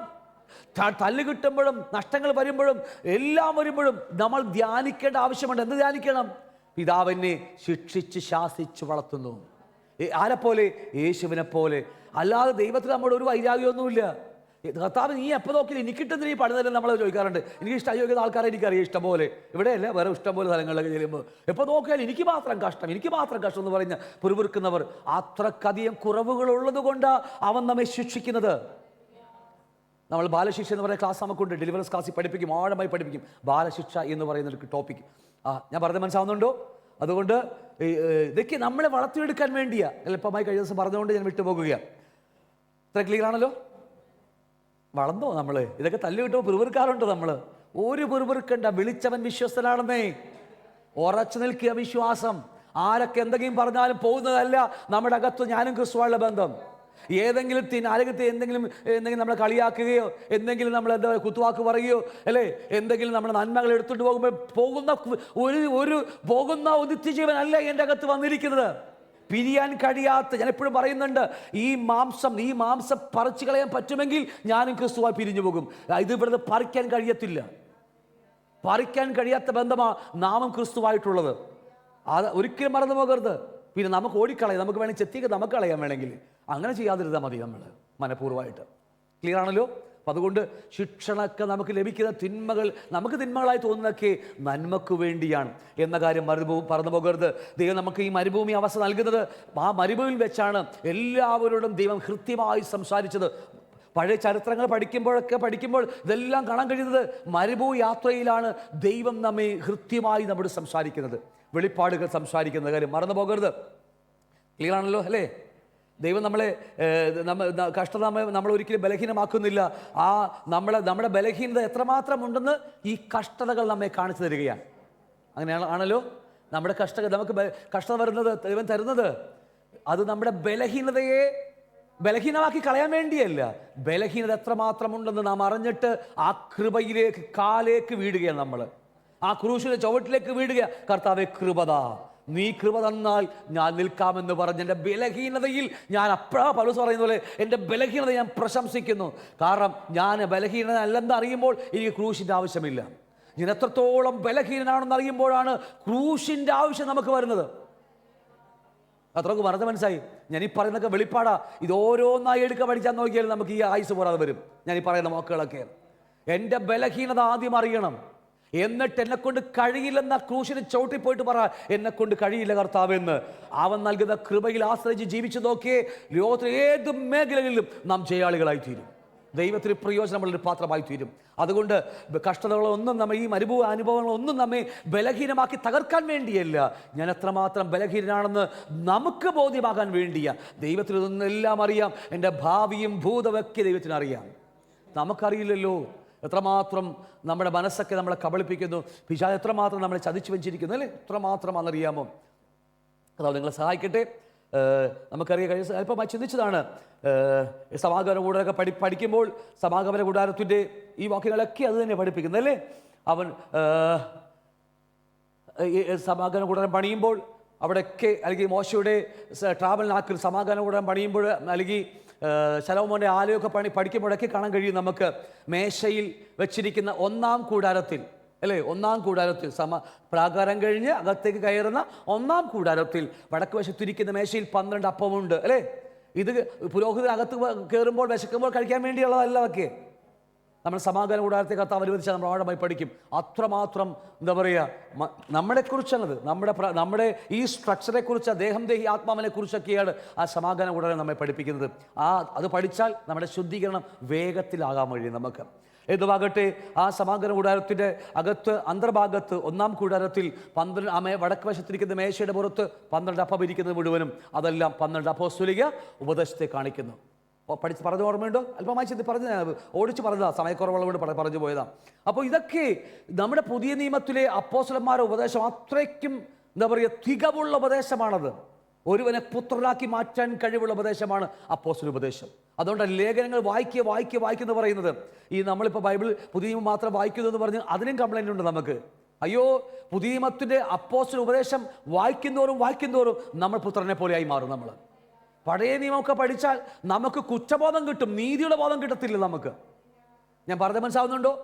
ന്യായപ്രമാണത്തിന് നമ്മെ നീതിബോധം തരാൻ കഴിയത്തില്ല, കുറ്റബോധം തരാൻ കഴിയും. നീ പാപിയ, നീ അത് ചെയ്തു, നീ കണ്ണുകൊണ്ട് മോഹം ചെയ്തതൊക്കെ പറയുന്നത് കുറ്റബോധം തരാൻ കഴിയും. എന്നാൽ പുതിയ നിയമം അതല്ല. നമുക്ക് നീതിബോധമാണ് തരുന്നത്. ഞാൻ പാപിയല്ല, പാപി എന്ന വാക്ക് നമുക്കില്ല അല്ലേ. നാം തെറ്റ് ചെയ്തു പോയാലും ഞാൻ അപ്പോഴും വിളിച്ചു പറയും, ഞാൻ ദൈവത്തിൻ്റെ രക്തത്താൽ വീണ്ടും അടുക്കൽ വരുന്നവനാണ്, ഞാൻ ദൈവത്തിൻ്റെ മകനാണെന്നുള്ള ആ നീതിയുടെ ബോധമാണ് ഒരുവനെ നിർത്തുന്നത്. അല്ലാതെ പെർഫെക്റ്റ് ആയതുകൊണ്ടല്ല ഇവിടെ നിൽക്കുന്നത്. മനസ്സിലാവുന്നുണ്ടോ? അല്ലേ അല്ലെങ്കിൽ മനസാക്ഷി കുറ്റപ്പെടുത്തിയാലും ന്യായപ്രമാണം കുറ്റപ്പെടുത്തിയാലും അകത്ത് വേറൊരു പ്രമാണമുണ്ട് ആത്മാവിൻ്റെത്. അവനെന്താ പറയുന്നത് അറിയാമോ? നീ ചെയ്തു പോയാൽ മടങ്ങി വന്നാൽ നിന്നെ ഞാൻ മകളുമാക്കി വീണ്ടും ചേർപ്പാമെന്ന് പറയുന്ന നീതിയുടെ ബോധമാണ് നമുക്ക് ദൈവം തരുന്നത്. ഇല്ലെങ്കിൽ പഴയ ന്യായപ്രമാണത്തിന് പുറകെ പോയാൽ അല്ലേ പാപം ചെയ്ത് എന്നെ കൊണ്ട് കഴിയത്തില്ലെന്ന് പറഞ്ഞ് ഒളിച്ചു കളയും നമ്മൾ. പിന്നെ അവസാനം സഭയിൽ വരത്തില്ല, ഇറങ്ങി പൊയ്ക്കളയും നമുക്ക്. അതുകൊണ്ട് എത്രയോ കുഞ്ഞുങ്ങൾ യൗവനക്കാരൊക്കെ സഭയിൽ വരും. ഞാൻ നിങ്ങളുടെ പ്രാർത്ഥന എൻ്റെ ഒരു സങ്കടം പറയുക നിങ്ങളോട്. എത്രയോ യൗവനക്കാർ ഈയിടയ്ക്ക് നമുക്കറിയാം കോളനിയിലൊക്കെ 10-25 യൗവനക്കാരൊക്കെ ഇവിടെ വന്നിരുന്നു. എനിക്കറിയത്തില്ല, ഞാൻ വന്ന സമയത്ത് ഉണ്ടായിരുന്നില്ല. എന്നാൽ പോലും അവരൊക്കെ രക്ഷിക്കപ്പെട്ട് സ്ഥാനപ്പെട്ടവർ പോലുമാണ്. അവരൊക്കെ മടങ്ങിപ്പോയി. ഒരുപക്ഷെ യൗവന കാലഘട്ടത്തിൽ പാപം എപ്പോഴും നമ്മളെ വശീകരിക്കും. ലോകം അതാണല്ലോ, പുറത്തേക്ക് ഇറങ്ങിയ പാപമാണ് പുറത്ത് കിടക്കുന്നത്, നമ്മളെ വശീകരിക്കും നമ്മളെ. പക്ഷേ അവർക്ക്, ആ കുഞ്ഞുങ്ങൾക്ക് ഒരുപക്ഷെ എനിക്കറിയത്തില്ല, അവർക്ക് നീതിയുടെ ബോധത്തെക്കുറിച്ച് പറഞ്ഞു കൊടുത്തിരുന്നെങ്കിൽ അവരൊന്നും പോകത്തില്ലായിരുന്നു. കാരണം ന്യായപ്രമാണം നമ്മളെ കുറ്റം വിധിക്കും. നീ പാപം ചെയ്ത നീ പാപിയാണ്, അത് അകത്ത് വരും. നാളെ അവന് ഇച്ചിരി എന്തെങ്കിലും ചെയ്ത് കഴിയുമ്പോൾ, അല്ലെങ്കിൽ വേറെ കണ്ണുകൊണ്ട് പാപം ചെയ്ത് കഴിയുമ്പോൾ, അല്ലെങ്കിൽ ജഡം കൊണ്ട് പാപം ചെയ്ത് കഴിയുമ്പോൾ അവനകത്ത് മുഴുവൻ കുറ്റബോധമാണ് വരുന്നത്. അതിമത്തം അവൻ പുറകോട്ട് പോകുകയാണ്. എടാ നീ വീട് വലിക്കരുതാ, നീ കള്ളുപിടിക്കരുതൊക്കെ പറഞ്ഞ് അവനെ നമ്മൾ കുറ്റപ്പെടുത്തും. പക്ഷെ അങ്ങനല്ല, നീതിയുടെ ബോധം കൊടുത്തിരുന്നെങ്കിൽ ഇവരാരും നഷ്ടമാകില്ലായിരുന്നു. എന്ന് പറയുക പാപിയായി ജീവിക്കാൻ വേണ്ടിയല്ലേ ഞാൻ പറയുന്നത്. ഞാൻ പറഞ്ഞത് മനസ്സിലാവുന്നുണ്ടോ? ക്ലിയർ ആണോ ഞാൻ പറഞ്ഞത്? ഞാൻ പറഞ്ഞത് നിങ്ങൾക്ക് മനസ്സിലായില്ലെങ്കിൽ തെറ്റായി നിങ്ങൾ എടുക്കും. അതുകൊണ്ട് ഒരുപാട് നഷ്ടങ്ങൾ നമുക്ക് സംഭവിച്ചു. ഇനി സംഭവിക്കാതിരിക്കാൻ വേണ്ടിയാണ് ഞാനിതൊക്കെ സംസാരിക്കുന്നത്. അപ്പം അതുകൊണ്ട് വളരെ ശ്രദ്ധിച്ചു പോകുക. അതുകൊണ്ട് ഈ സമാഗമന കൂടാരത്തിൽ അന്തർഭാഗത്ത് വെച്ചിരിക്കുന്ന 12 അപ്പവും അത് അപ്പോസ്തല ഉപദേശമാണ്. അതുമാത്രമല്ല, പ്രാകാരത്തിലിരിക്കുന്ന യാഗപീഠം കഴിഞ്ഞ് അന്തർഭാഗത്തിലേക്ക് കടക്കുന്നതിന് മുമ്പായിട്ട് 12 കാളകളുടെ പുറത്ത് വെച്ചിരിക്കുന്ന താമ്രത്തൊട്ടി, അതിൽ വെച്ചിരിക്കുന്ന വെള്ളം അല്ലേ ഓർമ്മ, ഇതെല്ലാം പടങ്ങളൊക്കെ ഇട്ട് ക്ലാസ് നമുക്കുണ്ട്. അപ്പം അതുകൊണ്ട് ആ 12 കാളകൾ 3 വടക്കോട്ടും 3 കിഴക്കോട്ടും 3 തെക്കോട്ടും 3 പടിഞ്ഞാട്ടുമായിരിക്കുന്ന ആ 12 കാളകൾ, അത് 12 അപ്പോസ്തലന്മാരുടെ ഉപദേശമാണ്. ലോകത്തിന് മുഴുവനും ഈ അപ്പോസ്തല ഉപദേശം ആവശ്യമാണെന്ന് കാണിക്കുകയാണ്. അത് ആ ഉപദേശമാണ്. അതിൻ്റെ മുകളിലാണ് താമ്രത്തൊട്ടി ഇരിക്കുന്നത്. ആ താമ്രത്തൊട്ടി പോലും ഉണ്ടാക്കുന്നത് പോലും പഠിച്ചാൽ ഒരുപാട് പഠിക്കാനുണ്ട് നമുക്ക്. സ്ത്രീകളുടെ ദർപ്പണം കൊണ്ട് ആറന്മുള കണ്ണാടി വെച്ചുണ്ടാക്കിയിരിക്കുന്ന സ്ത്രീകളുടെ ദർപ്പണം കൊണ്ടൊക്കെയ ആ താമ്രത്തൊട്ടി ഉണ്ടാക്കിയിരിക്കുന്നത്. എന്ന് പറഞ്ഞാൽ അപ്പോസ്തല ഉപദേശം കേട്ട് ആ കണ്ണാടിയിൽ എണ്ണത്തിൽ നോക്കി ശുദ്ധീകരിച്ചിട്ട് വേണം അതിൽ സ്നാനം കഴിപ്പിക്കുവാൻ. സ്നാനം കഴിച്ചിട്ട് വേണം അന്തർഭാഗത്തിലേക്ക് കടക്കുവാൻ. ഒരുപാട് നമ്മൾ ചിന്തിക്കുന്നതിനൊക്കെ അപ്പുറമായി ഒരുപാട് പ്രമാണങ്ങൾ നമുക്ക് നമ്മളെ ദൈവം ക്രിസ്തുവിനെ പഠിപ്പിക്കുന്നുണ്ട്. മനസ്സിലായോ? ഞാൻ പറഞ്ഞില്ലേ, ബൈബിൾ ക്ലാസ് തുടങ്ങിയിട്ട് പോലും നമ്മുടെയൊക്കെ തുടങ്ങാൻ പോകുന്നത്. ഞാൻ എന്താ പറയുക, ഇൻട്രൊഡക്ഷൻ മാത്രമാണ് ഈ 2 വർഷം നിങ്ങളോട് സംസാരിച്ചത്. ഇത് വീഴാതെ തുടങ്ങാൻ ഞാൻ പിന്നെ ഒന്നും പഠിപ്പിച്ചിട്ട് കാര്യമില്ല. ഈ ലോകമാണ്, നമുക്ക് ഈ ലോകം കിട്ടും, അത് കിട്ടും, ഇത് കിട്ടും എന്നൊക്കെ പറഞ്ഞു പോയാൽ ഒന്നും നമുക്ക് അത് അടുക്കെ പോലും പോകുമ്പോൾ നമ്മൾ എന്താന്ന് പോലും നമുക്ക് ഇന്ന് മനസ്സിലായിട്ടില്ല. ജനിച്ചിട്ടേ ഉള്ളൂ. ഈ മേമയെന്ന് കരയുന്ന അല്ലേ, ഈ അമ്മയുടെ പാലിന് വേണ്ടി കരയുന്ന കുഞ്ഞുങ്ങളെപ്പോലെ മാത്രമേ ഉള്ളൂ. പക്ഷെ പുരുഷത്തിലേക്ക് വരുമ്പോൾ അവിടെ വേറെ ഒന്നും വേണ്ട. അപ്പനെക്കുറിച്ച് അറിവിലേക്കാണ് വളർന്നു വരുന്നത്. അവിടെ അത്ര നിങ്ങൾക്ക് പറഞ്ഞാൽ മനസ്സിലാവുന്നുണ്ടോ? അപ്പം അതുകൊണ്ട് ആ സ്ത്രീ ആ സ്ത്രീയുടെ തലയിൽ അവൾ സൂര്യൻ അണിഞ്ഞിരിക്കുന്നു. 2 ആ ചന്ദ്രൻ അവളെ കാൽ കീഴിൽ. 3 ഈ തലയിൽ 12 നക്ഷത്രങ്ങൾ. അത് അപ്പോസ്തല ഉപദേശമാണ്, കാര്യം മറന്നു പോകരുത്. അതുകൊണ്ട് 2 തിമോഥെയോസ് 2:5 ഒരുത്തൻ മല്ല് കെട്ടിയാലും ചട്ടപ്രകാരം പോരാടിയില്ലെങ്കിൽ കിരീടം പ്രാപിക്കുകയില്ല അല്ലേ. ചട്ടപ്രകാരം പോരാടണം. വെറുതെ ഒന്നും പോരാടിയൊന്നും കിട്ടത്തില്ല സഹോദരങ്ങളെ. എനിക്ക് വിശ്വാസമുണ്ടെന്ന് പറഞ്ഞാലൊന്നും കടക്കത്തില്ല. വിശ്വാസം എന്താണെന്ന് രക്ഷയ്ക്കുള്ള മാർഗം വിശ്വാസമാണ്. അത് നമ്മൾ പതുക്കെ പഠിക്കാൻ പോകുന്നതേ ഉള്ളൂ നമ്മൾ. എനിക്ക് വിശ്വാസമുണ്ട് എന്ന് പറഞ്ഞിട്ട് കാര്യമില്ല. അങ്ങനത്തെ വിശ്വാസമല്ല വേദവസം പഠിപ്പിക്കുന്നത്. ഇങ്ങനെ ഇവിടെയൊക്കെ ഉണ്ടല്ലേ. അതൊരാശ്രയമായി മാറുകയാണ്, ഒരു ജീവിതമായി മാറുകയാണ്. നിങ്ങളെ സഹായിക്കട്ടെ. ഞാൻ അത്യാവശ്യം മാത്രം പറഞ്ഞു പോകുക. വീണ്ടും നമുക്കറിയാം, ഈ ഒറ്റ പിക്ചറിൽ എല്ലാം ഉണ്ട്. ഏദൻ തോട്ടത്തിൽ ദൈവം മനുഷ്യ സൃഷ്ടിച്ചു. പാപനിമിത്തം ഭൂമി എന്ന് പറയുന്ന ആ ജയിലിലേക്ക് മനുഷ്യൻ മാറ്റപ്പെട്ടു പോയി. ആ ജയിലിൽ വെച്ച് ഒട്ടനവധി കാര്യങ്ങൾ സംഭവിച്ചു. ന്യായവിധി സംഭവിച്ചു. നോഹ കാലഘട്ടത്തിൽ ന്യായവിധി സംഭവിച്ചു. ഇസ്രായേൽ മക്കൾ എന്ന് പറഞ്ഞ ഗ്രൂപ്പിലെ ദൈവം വിളിച്ച് വേർതിരിച്ച് മാറ്റി. അവസാനം സഭയിലൂടെ ഒരു ജയാളികളായ കൂട്ടരെ ഒരുക്കിയെടുത്ത് ആ ഭൂമിയിലെ 6000 വർഷം കഴിയുമ്പോൾ റാപ്ചർ സംഭവിച്ച്, ഉൽപ്രാവണം സംഭവിച്ച് ആ ദൈവമക്കൾ മുകളിലേക്ക് എടുക്കപ്പെടും. കർത്താവിൻ്റെ വരവില്ലേ ഈ മഞ്ഞ കണ്ട മുകളിലേക്ക് തിരിച്ച് 7 വർഷം കഴിയുമ്പോൾ വീണ്ടും അതുപോലെ ഭൂമിയിലേക്ക് ഇറങ്ങി വരും. യൂദ് എന്ന് പറയുന്ന കർത്താവിൻ്റെ ദാസൻ എഴുതിയ വാക്യം നിങ്ങൾക്ക് ഓർമ്മയുണ്ടോ? 1000 വിശുദ്ധന്മാരുമായി കർത്താവിത, ദൂതന്മാരുമായിട്ടല്ല, 1000 നമ്മളുമായിട്ട് കർത്താവ് ഇവിടുന്ന് ഈ ഭൂമിയിൽ നിന്ന് കർത്താവിൻ്റെ വരവിൽ റാപ്ചർ സംഭവിച്ച്, ഉൽപ്രാവണം സംഭവിച്ച് മുകളിലേക്ക് എടുക്കപ്പെടും. മണവാട്ടി 7 വർഷം ആകാശത്ത് മണിയറയായിരിക്കും. നമ്മൾ അതിനെക്കുറിച്ചൊക്കെ വരുന്ന ക്ലാസ് കർത്താവ് അനുവദിച്ചാൽ ആഴമായി ക്ലാസ് പിന്നീട് പഠിക്കും ദൈവരാജ്യത്തിൻ്റെ അകത്ത്. അതിനുശേഷം 7 വർഷം ഭൂമിയിലെ പീഡനകാലം കഴിയുമ്പോൾ 7 വർഷം കഴിഞ്ഞ് ഈ ഭൂമിയിലേക്ക് ഇറങ്ങി വരും 1000 വിശുദ്ധന്മാരുമായിട്ട്. അവിടെ മുതലാണ് നമ്മുടെ ഈ ഗവൺമെൻറ് അകത്ത് എനിക്കും നിങ്ങൾക്ക് വാഴ്ചയുള്ളത്. പണ്ട് പഠിച്ചൊക്കെ ഓർമ്മയുണ്ടല്ലോ അല്ലേ? സന്താനപുഷ്ടിയുള്ളവരായി പെരുകി നിറഞ്ഞ് അടക്കി വാഴുക. ഈ സന്താനപുഷ്ടിയുള്ളവരായി അല്ലെങ്കിൽ സന്താനപുഷ്ടിയുള്ളവരായി പെരുകി നിറയുവാൻ ആരും പഠിപ്പിക്കേണ്ട. പക്ഷേ ഇന്ന് നമുക്ക് വാഴുവാനുള്ള അനുവാദം നമുക്കിന്നില്ല. കാരണം നമ്മൾ പാപത്തിൽ കിടക്കുകയാണ്. നോഹയോട് പറഞ്ഞപ്പോൾ എന്തുണ്ട്? നീ പെറ്റുപെരുകി നിറയാന്ന് മാത്രമേ പറഞ്ഞുള്ളൂ. വാഴുവാൻ കഴിയില്ല. കാരണം നോഹ പാപത്തിൽ വീണുപോയ, പാപത്തിൽ അല്ലെ ആദനിമിത്തം പാപനിമിത്തം വന്നുപോയ തലമുറയാണ്. അതുകൊണ്ട് നമ്മളിപ്പോൾ എന്ത് ചെയ്യുന്നു? അടക്കുകയാണ്.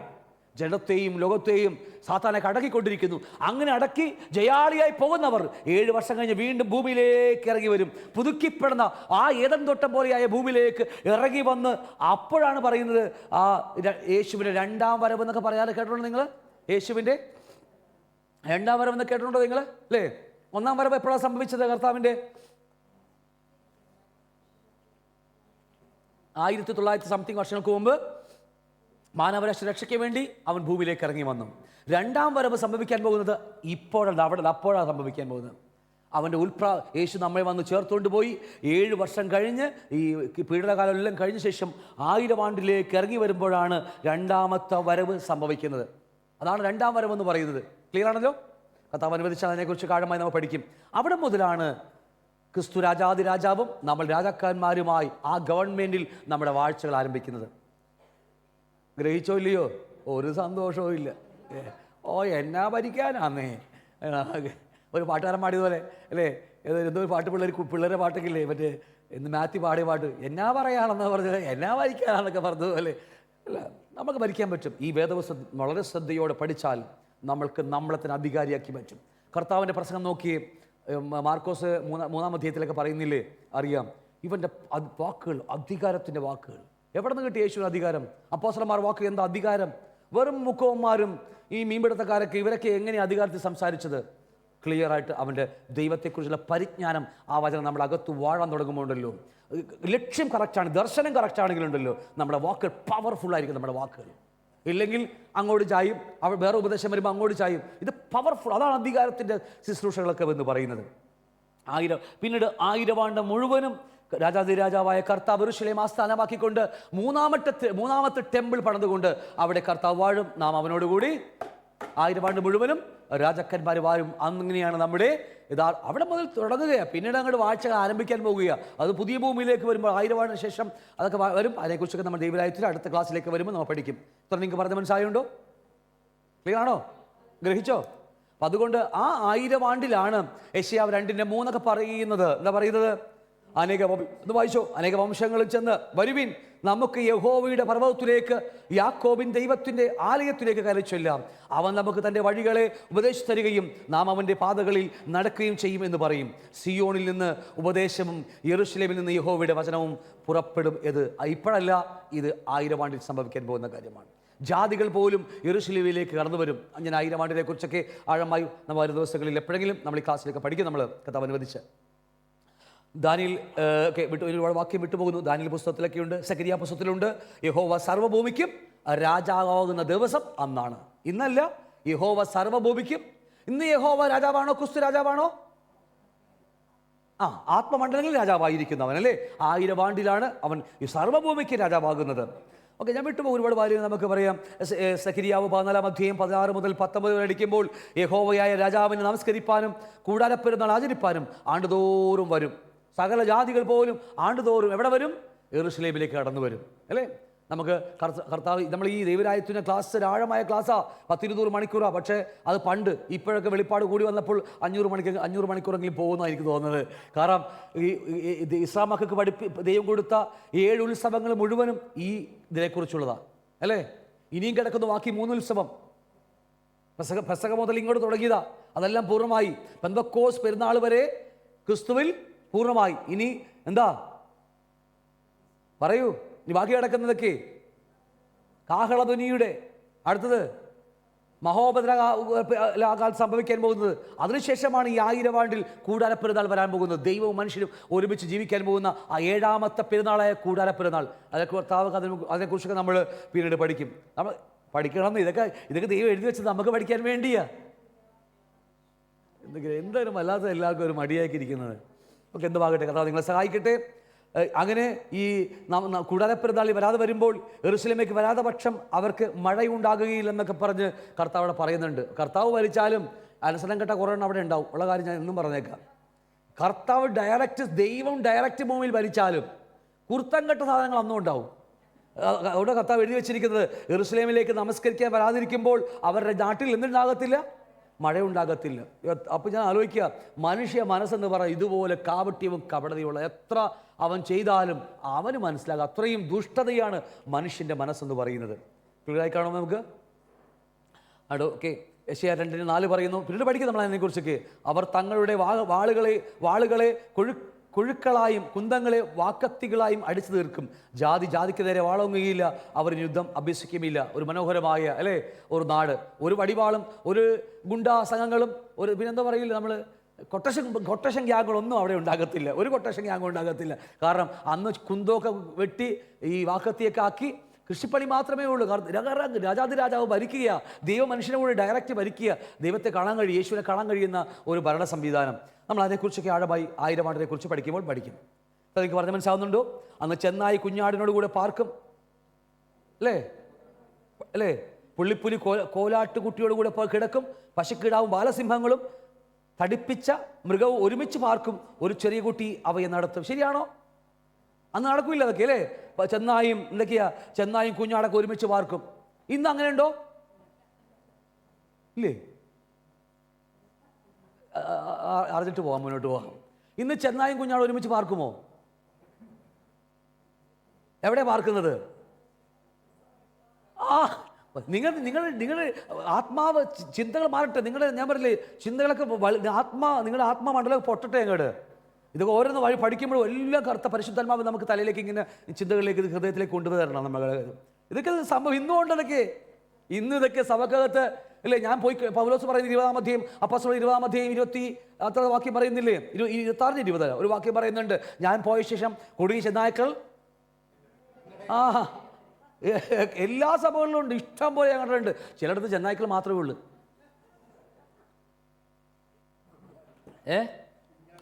അതല്ല, ഞാൻ ഇഷ്ടംപോലെ കണ്ടിട്ടില്ല. ഞങ്ങളെ കൂടെ ഭാവചനൊക്കെ ഞങ്ങളുടെ കൂടെ എത്തുകയോ ഇല്ല. ഇവിടെയൊക്കെ എന്തോരം സ്ഥലങ്ങളെ മിനിസ്റ്റർ ചെയ്ത ആൾക്കാർ അറിയാമോ? അത് പാസ്റ്റർ ഉൾപ്പെടെ ചെന്നായ്ക്കളാണ് അല്ലേ? അത് ഇഷ്ടം, ഞങ്ങളുടെ ചരിത്രത്തിൽ ഇഷ്ടം പോലെ ഞങ്ങൾക്ക് അറിയാവുന്നതുകൊണ്ടാണ് പറഞ്ഞത്. എന്തുവാകട്ടെ, കർത്താവ് നിങ്ങളെ സഹായിക്കട്ടെ. ഇത്ര നിങ്ങൾക്ക് മനസ്സിലായെന്ന് വിചാരിക്കുന്നു. പണ്ട് ഈ ക്ലാസ്സൊക്കെ നിങ്ങൾക്ക് ഓർമ്മയുണ്ടെങ്കിൽ ഓർത്ത് വെച്ച് ടൈമിനെ കുറിച്ച് പഠിച്ചതൊക്കെ ഓർമ്മയുണ്ടോ? ഇതൊക്കെ ഇതിനോട് ചേർത്ത് വെച്ച് ഇവിടെ പഠിപ്പിക്കുന്ന ഒരു കാര്യം ഒന്നും തെറ്റായിട്ടല്ല, എല്ലാം ഒന്നിനോട് ചേർന്ന് കിടക്കുന്ന ഒരു മാല പോലെ കോർത്ത് വെച്ചിരിക്കുന്ന മനോഹരമായ ക്ലാസ്സുകൾ ഇവിടെ പഠിപ്പിക്കുന്നത്. ഇതിനകത്ത് ഒരു ഏദൻ തോട്ടത്തിൽ മനുഷ്യരെല്ലാം ദൈവം ഒരുമിച്ച് ജീവിച്ചിരുന്നു. പാപനിമിത്തം വേർപെട്ടുപോയി. 4 ദിവസം കഴിഞ്ഞ് കർത്താവ് ഭൂമിയിലേക്ക് ഇറങ്ങി വന്നു. ബാക്കി 2000 വർഷത്തോളം ഈ സഭായുഗമാണ്, കൃപായുഗമാണ് അല്ലേ? ആ കൃപായുഗം കഴിയുമ്പോൾ മനസ്സിലാകുന്നുണ്ടോ? മനസ്സിലാക്കി കേടായിപ്പോയി, അല്ലെങ്കിൽ ഞാൻ ചെയ്തേനെ. 5-6 ദിവസങ്ങളായി ഇപ്പോൾ സംഭവിച്ചുകൊണ്ടിരിക്കുന്നത് അല്ലേ കൃപായുഗം എന്ന് പറയുന്നത്. ആ കൃപായുഗത്തിൻ്റെ ഒടുക്കത്തിൽ ഇതിന് കൃപായുഗത്തിൻ്റെ പേരാ, മറ്റൊരു പേരാ സ്പിരിച്വൽ കിങ്ഡം. നമ്മൾ പിന്നീട് പഠിക്കും. ആത്മീയ ദൈവരാജ്യം. ഇന്ന് ആത്മീയ ദൈവരാജ്യമുണ്ടോ? ഇല്ലേ? ഉണ്ട്. നമ്മൾ അല്പമായി ചിന്തിച്ചിട്ടുണ്ട് അവിടെ ഇവിടെ കേട്ട്. അത് കഴിയുമ്പോഴാണ് മണവാളൻ വന്ന് മണവാട്ടിയെ ചേർത്തുകൊണ്ട് പോകും. പിന്നീട് ആ ചുവപ്പ് കാണുന്ന 7 വർഷ പീഡനകാലമാണ്. അത് കഴിഞ്ഞ് വീണ്ടും 1000 ആണ്ട് തരുമ്പോൾ സ്വർഗവും ഭൂമിയും ഒരുമിച്ച് ഭൂമിയെ വാഴാൻ വരിക. അല്ലെ ജീവിക്കാൻ വരുന്നു. അങ്ങനെയാണ് യഥാർത്ഥമായ ഈ സ്ട്രക്ചർ, ഈ ദൈവീയ പ്രൊജക്റ്റ് നടന്നുകൊണ്ടിരിക്കുന്നത്. ഇത്രയും ക്ലിയർ ആണല്ലോ?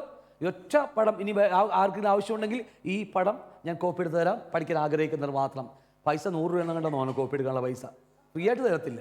100 വന്നാൽ കോപ്പി എടുത്ത് തരാം. ഇതിനകത്ത് എല്ലാ കാര്യങ്ങളും ഇതിനകത്ത് അടങ്ങിയിട്ടുണ്ട്. കഴിയുമ്പോൾ ഞാൻ വചനം കൂടി ചേർത്ത് എഴുതി ഞാൻ തന്നോളാം. ക്ലിയർ ആണല്ലോ? ഇതാണ് ദൈവത്തിൻ്റെ പ്രൊജക്റ്റ് മുഴുവനും. ഈ 1000 ആണ്ടാണ് നമ്മുടെ ഇപ്പോൾ ഇനി വരാൻ പോകുന്ന യഥാർത്ഥ ദൈവരാജ്യത്തിൻ്റെ കാണത്തക്കമാണ് നമ്മുടെ ദൈവരാജ്യം. അതിൽ കുറച്ച് ദിവസങ്ങൾക്ക് മുമ്പേ നമ്മളായിട്ടുള്ളൂ അല്ലേ? നമ്മൾ അടുക്കാൻ പോകുക, അടുത്തോണ്ടിരിക്കുക. നമ്മൾ ഈ 1000 ആണ്ടെന്ന് പറഞ്ഞ വാഴ്ച നമ്മുടെ കയ്യത്ത് ദൂരത്തെ നിൽക്കുക. ഇപ്പോൾ ഇനി കുറച്ച് ദിവസം കഴിഞ്ഞാൽ കർത്താവ് വരും. പിന്നെ 7 വർഷം പീഡനകാലമാണ്. അത് കയ്യത്ത് ദൂരത്താണ് നമ്മൾ നിൽക്കുന്നത്. അതുകൊണ്ടാണ് വീഴാതിരിപ്പാൻ സൂക്ഷിക്കുക. വളരെ ശ്രദ്ധയോടെ സഭയോട് പറ്റിച്ചേർന്ന് ജീവിക്കുക. നമ്മൾ സഭയിൽ എല്ലാ മീറ്റിങ്ങിനും കടന്നു വരിക, എല്ലാത്തിലും ചേർന്ന് നിന്നാൽ നമുക്ക് ജയാളിയായി കടന്നു പോകാൻ കഴിയും. നമുക്ക് മാറി ഒരിക്കൽ നിന്ന് പോകരുതേ. സഭയിൽ ആ ദൈവത്തിൻ്റെ ജീവൻ ഒഴുകി വരുന്നത്. മോർണിംഗ് സാർ മറ്റേ ഡെലിവറൻസ് ക്ലാസ് നമ്മൾ പഠിച്ചത് അതിനെക്കുറിച്ചൊക്കെ. ഓക്കെ, നമുക്ക് ഇതിലൊക്കെ ഏകദേശം അതിനെക്കുറിച്ച് തന്നെയാണ് പഠിപ്പിക്കുന്നത്. പഴയ ഏദൻ തോട്ടം മടങ്ങി വരുന്നു. ഓക്കെ, വിട്ടുപോകാം. ഈ സെക്കൻഡ് കമ്മിങ്, യേശു രണ്ടാം വരവെന്ന് പറയുന്നത് ഒലിവുമലയിലാണ് സംഭവിക്കാൻ പോകുന്നത്. കർത്താവ് നമ്മളെ കള്ളനെ പോലെ വന്ന് നമ്മെ ചേർത്തുകൊണ്ട് പോകും. അതാണ് കള്ളനെ പോലെ വരുന്ന കർത്താവ്. അത് മണവാട്ടിയെ ചേർപ്പാൻ വേണ്ടി നമ്മെ ജയാളികളെ ചേർപ്പാൻ വരികയാണ്. അതിനുശേഷം 7 വർഷങ്ങൾക്ക് ശേഷം എവിടെ നിന്നോ കർത്താവ് കരേറിപ്പോയി. അപ്പോസ്തല പ്രവൃത്തി 1-ാം അധ്യായം എത്രാമത്തെ വാക്യം? 5-ാമത്തെ വാക്യല്ലേ? ശിഷ്യന്മാർ നോക്കിക്കൊണ്ടിരിക്കുമ്പോൾ മേഘം വന്ന് അവനെ എടുത്തുകൊണ്ട് പോകുന്ന വായിച്ചില്ലേ നിങ്ങൾ? മേഘം വന്ന് കർത്താവിനെ എടുത്തുകൊണ്ട് പോയി. അതുപോലെ തന്നെ നമ്മളെ മേഘം വന്നിട്ട് കർത്താവ് കൊണ്ടുപോകും. മണവാട്ടിയെ എങ്ങനെ കൊണ്ടുപോകുമെന്നൊക്കെ പിന്നീട് പഠിക്കും. നമ്മൾ മണവാട്ടിയായ നമ്മളെ അല്ലേ, ജയാളികളായ നമ്മളെ എങ്ങനെയാണ് കൊണ്ടുപോകുന്നത്? BMW കാറാണോ, ഓടി കാറാണോ, ഹോണ്ട സിറ്റിയിലാണോ കൊണ്ടുപോകുന്നൊക്കെ നമ്മളപ്പോൾ പഠിക്കും. കർത്താവിനെ എങ്ങനെയാണോ കൊണ്ടുപോയത് അതുപോലെ കർത്താവ് അതേ വണ്ടി വീണ്ടും താഴേക്ക് വരും. മനസ്സിലായില്ലേ ഞാൻ പറഞ്ഞത്? കർത്താവ് അപ്പോസ്തല പ്രവൃത്തി 1-ാം അധ്യായത്തിൽ ശിഷ്യന്മാർ നോക്കിക്കൊണ്ടിരുന്നു അല്ലേ? കർത്താവ് പറഞ്ഞ് അവസാനിപ്പിച്ചു. 5-ാം വാക്യം ഓർമ്മിച്ചു. 5-ാം വാക്യത്തിലേക്ക് ആവുമ്പോൾ കർത്താവ് അല്ലേ, എത്രാമത്തെ വാക്യത്തിലാ? 5-ാം വാക്യത്തിലേക്ക് താഴേക്ക് പഠിക്കുമ്പോൾ കാണാൻ കഴിയും. കർത്താവ് വന്നു, ദൂതന്മാർ മേഘത്തിലേക്ക് കയറി അങ്ങ് കടന്നു പോകുകയാണ്. കർത്താവ് ദൂതം അല്ലേ, മേഘം വന്ന് അവനെ മൂടി അങ്ങ് കടന്നു പോകുകയാണ്. വീണ്ടും അതേ മേഘം വീണ്ടും നമ്മളെ കൊണ്ടുപോകാനായിട്ട് കർത്താവ് വരും. എന്തുവാകട്ടെ, അതിനുശേഷം 1000 ആണ്ടിന് മുമ്പായിട്ട് 7 വർഷം കഴിയുമ്പോൾ കർത്താവും തൻ്റെ വിശുദ്ധന്മാരുമായിട്ട് ഈ യൂദയുടെ ലേഖനത്തിൽ പറഞ്ഞിരിക്കുന്ന പോലെ 1000 വിശുദ്ധന്മാരുമായിട്ട് അവൻ എവിടെ നിന്ന് കടന്നു പോകുകയോ അവിടേക്ക് അവൻ ഇറങ്ങി വരും. എവിടെ നിന്നാണ് കടന്നു പോയത് കർത്താവ്? ഒലിവുമലയിൽ നിന്ന്. അതേ ഒലിവുമലയിലേക്ക് കർത്താവ് ഇറങ്ങി വരുമ്പോൾ ഒലിവുമല 2ആയി പിളർന്നു പോകുമെന്നൊക്കെ സെഖര്യാവിൻ്റെ പുസ്തകത്തിലേക്ക് നമുക്ക് കാണാൻ കഴിയും. അതൊക്കെ കഴിഞ്ഞ ദിവസങ്ങളിലൊക്കെ ഈ മണ്ണ് തുറന്നു പോകുന്ന നോക്കുന്ന ആൾക്കാരൊക്കെ ഉണ്ടല്ലോ. എന്താ പഠിക്കില്ലേ? ആർക്കിയോളജി പഠിക്കുമ്പോൾ കണ്ടെത്തി വർഷങ്ങൾക്ക് മുമ്പ് കണ്ടെത്തി ലോകത്തിലെ ഏറ്റവും വലിയ ടൂറിസ്റ്റ് കേന്ദ്രം പണിയാൻ വേണ്ടി യെരുശലേം ആസ്ഥാനമാക്കി പണിയാൻ വേണ്ടി അവർ പ്ലാനൊക്കെ വരച്ചു. അവർ കുഴിച്ചു നോക്കിയപ്പോൾ ആ ഒലിവുമല അടിയിൽ കൂടി വലിയ പിളർപ്പ് കണ്ടു. ചരിത്രത്തിൽ നമുക്ക് ഇഷ്ടംപോലെ കാണാൻ കഴിയും. കർത്താവിൻ്റെ വരവിന് മുമ്പായി അതുവരെ സംഭവിച്ചു വെച്ചിരിക്കുക. ഇനി വിശുദ്ധന്മാരൊന്ന് അല്ലെങ്കിൽ കർത്താവ് ഒന്ന് കാല് ചവിട്ടിയാൽ മതി, അത് വീണ്ടും വീഴാൻ വേണ്ടി അല്ലേ? അപ്പോൾ എത്രമാത്രം കർത്താവിൻ്റെ പ്രവചനവരൊക്കെ പ്രവചനം എന്നൊക്കെ പറഞ്ഞാൽ ഈ നാട്ടുഭാഷ പറഞ്ഞാൽ അച്ചട്ട് സാധനങ്ങളാണെന്ന് പറഞ്ഞ പോലെ അല്ലേ? അപ്പോൾ കർത്താവിൻ്റെ വചനങ്ങളൊക്കെ ഓരോ ദിവസം അത് നിവൃത്തിയായിക്കൊണ്ടിരിക്കുക.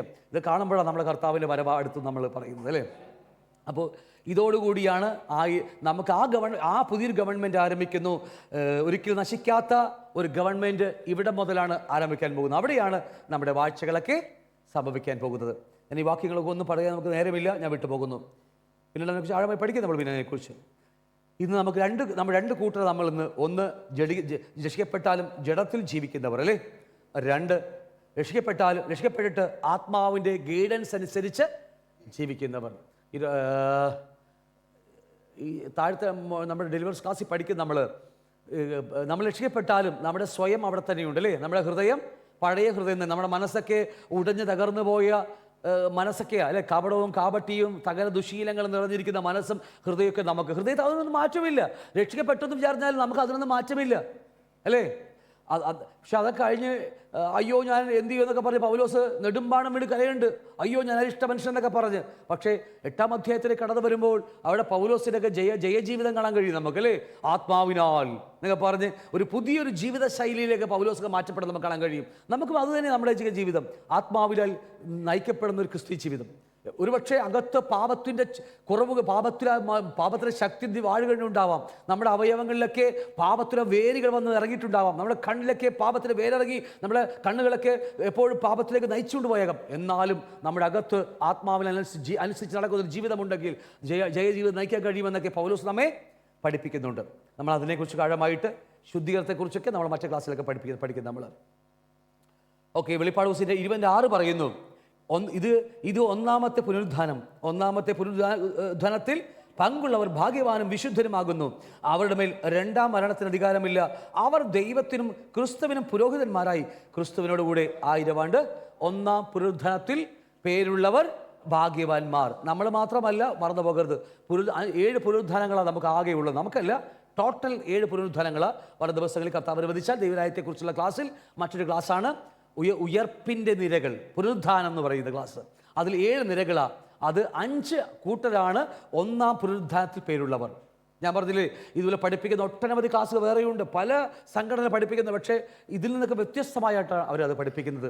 എന്നാൽ നിങ്ങൾ ഈ ക്ലാസ് വളരെ ശ്രദ്ധയോടെ പഠിച്ചാൽ നിങ്ങൾക്ക് ഇതിനെക്കുറിച്ച് മനസ്സിലാകും. ആദ്യത്തെ 5 കൂട്ടരാണ് ഒന്നാം പുനരുദ്ധാനത്തിലുള്ളത്, അല്ലേ? ആദ്യത്തെ പുനരുദ്ധാനം സംഭവിച്ച ആരാന്നറിയാമോ നിങ്ങൾക്ക്? ആരായിരിക്കുമെന്ന് നിങ്ങൾക്ക് അറിയാമോ? ആദ്യമായി പുനരുദ്ധാനം, മരണത്തെ ജയിച്ച് പുനരുദ്ധരിച്ച ഉയർത്തു നടന്ന ആദ്യത്തെ വ്യക്തി യേശു കർത്താവ്. രണ്ടാമത് ആരെന്നറിയാമോ?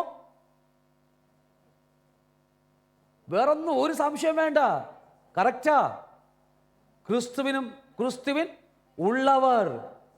ഞാൻ വാക്കുകൾ മറന്നു പോകരുത്, കൂടുതലേക്ക് ആഴമായി പഠിപ്പിക്കുന്നുണ്ട്. ആദ്യത്തെ ഉയർപ്പ് ക്രിസ്തുവിൻ്റെ ആയിരുന്നു. രണ്ടാമത് എത്രയോ ഭക്തന്മാർ മൺമറഞ്ഞു പോയി, അല്ലേ? പക്ഷെ രണ്ടാമത്തെ ഉയർപ്പ് സംഭവിക്കാൻ പോകുന്നത് ക്രിസ്തുവിലുള്ളവരാണ്. ഇനിയും കുറച്ച് ഗ്രൂപ്പുകാരാണ്, 5 ഗ്രൂപ്പുകാർ. അവരാണ് ഒന്നാം പുനരുദ്ധാനത്തിൽ പേരുള്ളവർ. അതിനുശേഷം ബാക്കി 2 കൂട്ടർ 1000 ആണ്ടിന് ശേഷമേ അവർ എഴുന്നേക്കത്തുള്ളൂ. അത് പിന്നീട് നമ്മൾ അതിനെക്കുറിച്ച് പഠിക്കും. നമ്മൾ വിട്ടുപോകുന്നു. അതുകൊണ്ട് ഭാഗ്യവാനും വിശുദ്ധരുമാകുന്നു.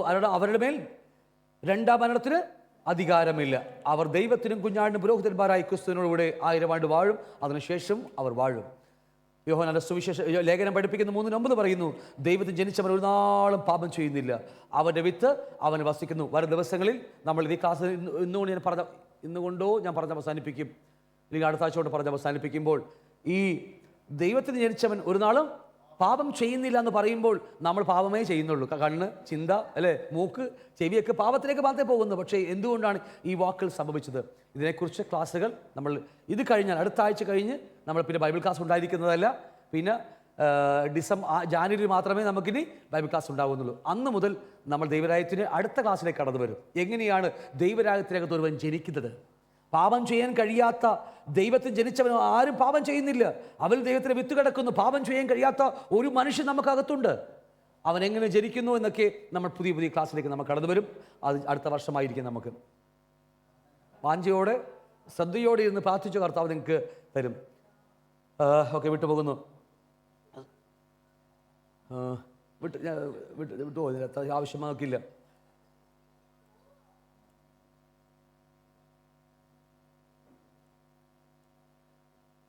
നമുക്ക് ദാവീദ് രാജാവിനെ കുറിച്ച് നമുക്ക് എല്ലാവർക്കും അറിയാം. ഒരു എക്സാമ്പിൾ മാത്രമേ ഞാൻ നിങ്ങൾ സംസാരിക്കുന്നുള്ളൂ. പക്ഷെ നീണ്ടമായ ക്ലാസ് ആയിരിക്കും, ഞാൻ ഇതിനെ പറഞ്ഞ് അവസാനിപ്പിച്ചേക്കാം. ദാവീദ് രാജാവിനെ കുറിച്ചല്ലേ, നമ്മൾ രാജാക്കന്മാരായി തിരഞ്ഞെടുത്തു. പക്ഷേ എത്തിപ്പെടുവോ ഇല്ലെന്ന് വേറെ കാര്യമാണ്. ദൈവം തിരഞ്ഞെടുത്ത ശേഷം ഒരു പരിശോധനയുണ്ട് ഏത് മനുഷ്യർക്കും, അല്ലേ? ആണോ ഇല്ലയോ? ടെസ്റ്റ് എന്തിനും ടെസ്റ്റ്. ദൈവം തിരഞ്ഞെടുത്ത ശേഷം നമ്മളെ പരിശോധിക്കും. പരിശോധിച്ച ശേഷം ജയാളിയായാൽ ദൈവം ചേർക്കും. ആദം മുതൽ ഏത് തലമുറ, മനസാക്ഷി യുഗം, ഞങ്ങൾ ക്ലാസ് ഉണ്ട്, നമുക്ക് ടെസ്റ്റ് എന്ന് പറയുന്ന ക്ലാസ് ഉണ്ട്, പരിശോധന. ആദമിന് ടെസ്റ്റ് കൊടുത്തു, തോറ്റ് 100-ൽ മുട്ടപൂജ്യം കിട്ടി, അല്ലേ? മനസാക്ഷി യുഗത്തിൽ ടെസ്റ്റ് ഉണ്ടായിരുന്നു. ന്യായപ്രമാണത്തിൽ ജീവനും മരണം മുമ്പിൽ വെച്ചു, അത് ടെസ്റ്റായിരുന്നു. കൃപായുഗത്തിൽ ടെസ്റ്റ് ഉണ്ട്. ആത്മാവിനെയും ജഡത്തിനെയും നമ്മുടെ കൂടെ വെച്ചു. ടെസ്റ്റ് ഇല്ലേ? ടെസ്റ്റ് ഉണ്ട്. അതിനു മുമ്പ് 7 വർഷം പീഡനകാലത്തിലുണ്ട്. 1000 ആണ്ടിന് ടെസ്റ്റ് ഉണ്ട്. ദൈവം ദൈവം നമ്മളെ വിളിച്ച പരമവിളി നമുക്ക് പറഞ്ഞു തരും. എന്നിട്ട് ദൈവം ടെസ്റ്റ് എടുക്കും. ദൈവം നമ്മൾ യഥാർത്ഥമായ നമ്മൾ ആരാന്ന് കാണിച്ചിട്ടേ ടെസ്റ്റ് തരത്തുള്ളൂ. എന്താണെന്നറിയാമോ? ദൈവം നമുക്ക് തരാമെന്ന് പറഞ്ഞ വാഗ്ദത്തം കണ്ടാൽ മാത്രമേ നമുക്ക് ആ ടെസ്റ്റിൽ ജയിക്കാൻ കഴിയത്തുള്ളൂ. ഇല്ലെങ്കിൽ ആരെങ്കിലും ഇച്ചിരി പൈസ തന്നാൽ നമ്മൾ അവരുടെ കൂടെ അങ്ങോട്ട് പോകും. കാരണം ദൈവം നമുക്ക് തന്ന വാഗ്ദത്തങ്ങളെക്കുറിച്ച് നമുക്ക് അറിവില്ലാതിരുന്നാൽ ഒരു ജഡമോഹം വന്ന് വീണാൽ മതി, നമ്മൾ അതിൻ്റെ പുറകെ പോകും. അങ്ങനെയല്ലേ? എത്രയോ ഭക്തന്മാരൊക്കെ പാപം നിമിത്തം വേറെ ലോകത്തിലേക്ക് വിട്ടുപോയത്, ജഡത്തിലെ ദൈവവേല വിട്ടുപോയ എത്രയോ ദൈവദാസന്മാർ എനിക്കറിയാം. പാപത്തിന് ചെറ്റിലേക്ക് കൂടെ പോയ ആൾക്കാരൊക്കെ എത്രയോ ആൾക്കാർ എനിക്കറിയാം. കാരണം ആ യഥാർത്ഥ ദർശനം നമുക്കകത്ത് വീണ് കഴിഞ്ഞാൽ ഏത് പരിശോധനയിൽ ഒരുപക്ഷെ ഇടറിപ്പോയാലും ഉടനടി കരകയറി വരാനിടയുണ്ട് അവരൊക്കെ. അതുകൊണ്ട് നമുക്കും ഇതുപോലെ ഒരു എക്സാമ്പിൾ പഠിക്കുമ്പോൾ നമുക്ക് മനസ്സിലാവും എന്തുകൊണ്ട്. നമുക്ക് ദാവീദ് എന്ന് പറയുന്ന ഒരു ഭക്തനായ മനുഷ്യൻ ഭൂമിയിലുണ്ടായിരുന്നു. നമുക്കല്ലേ എല്ലാവർക്കും അറിയാം.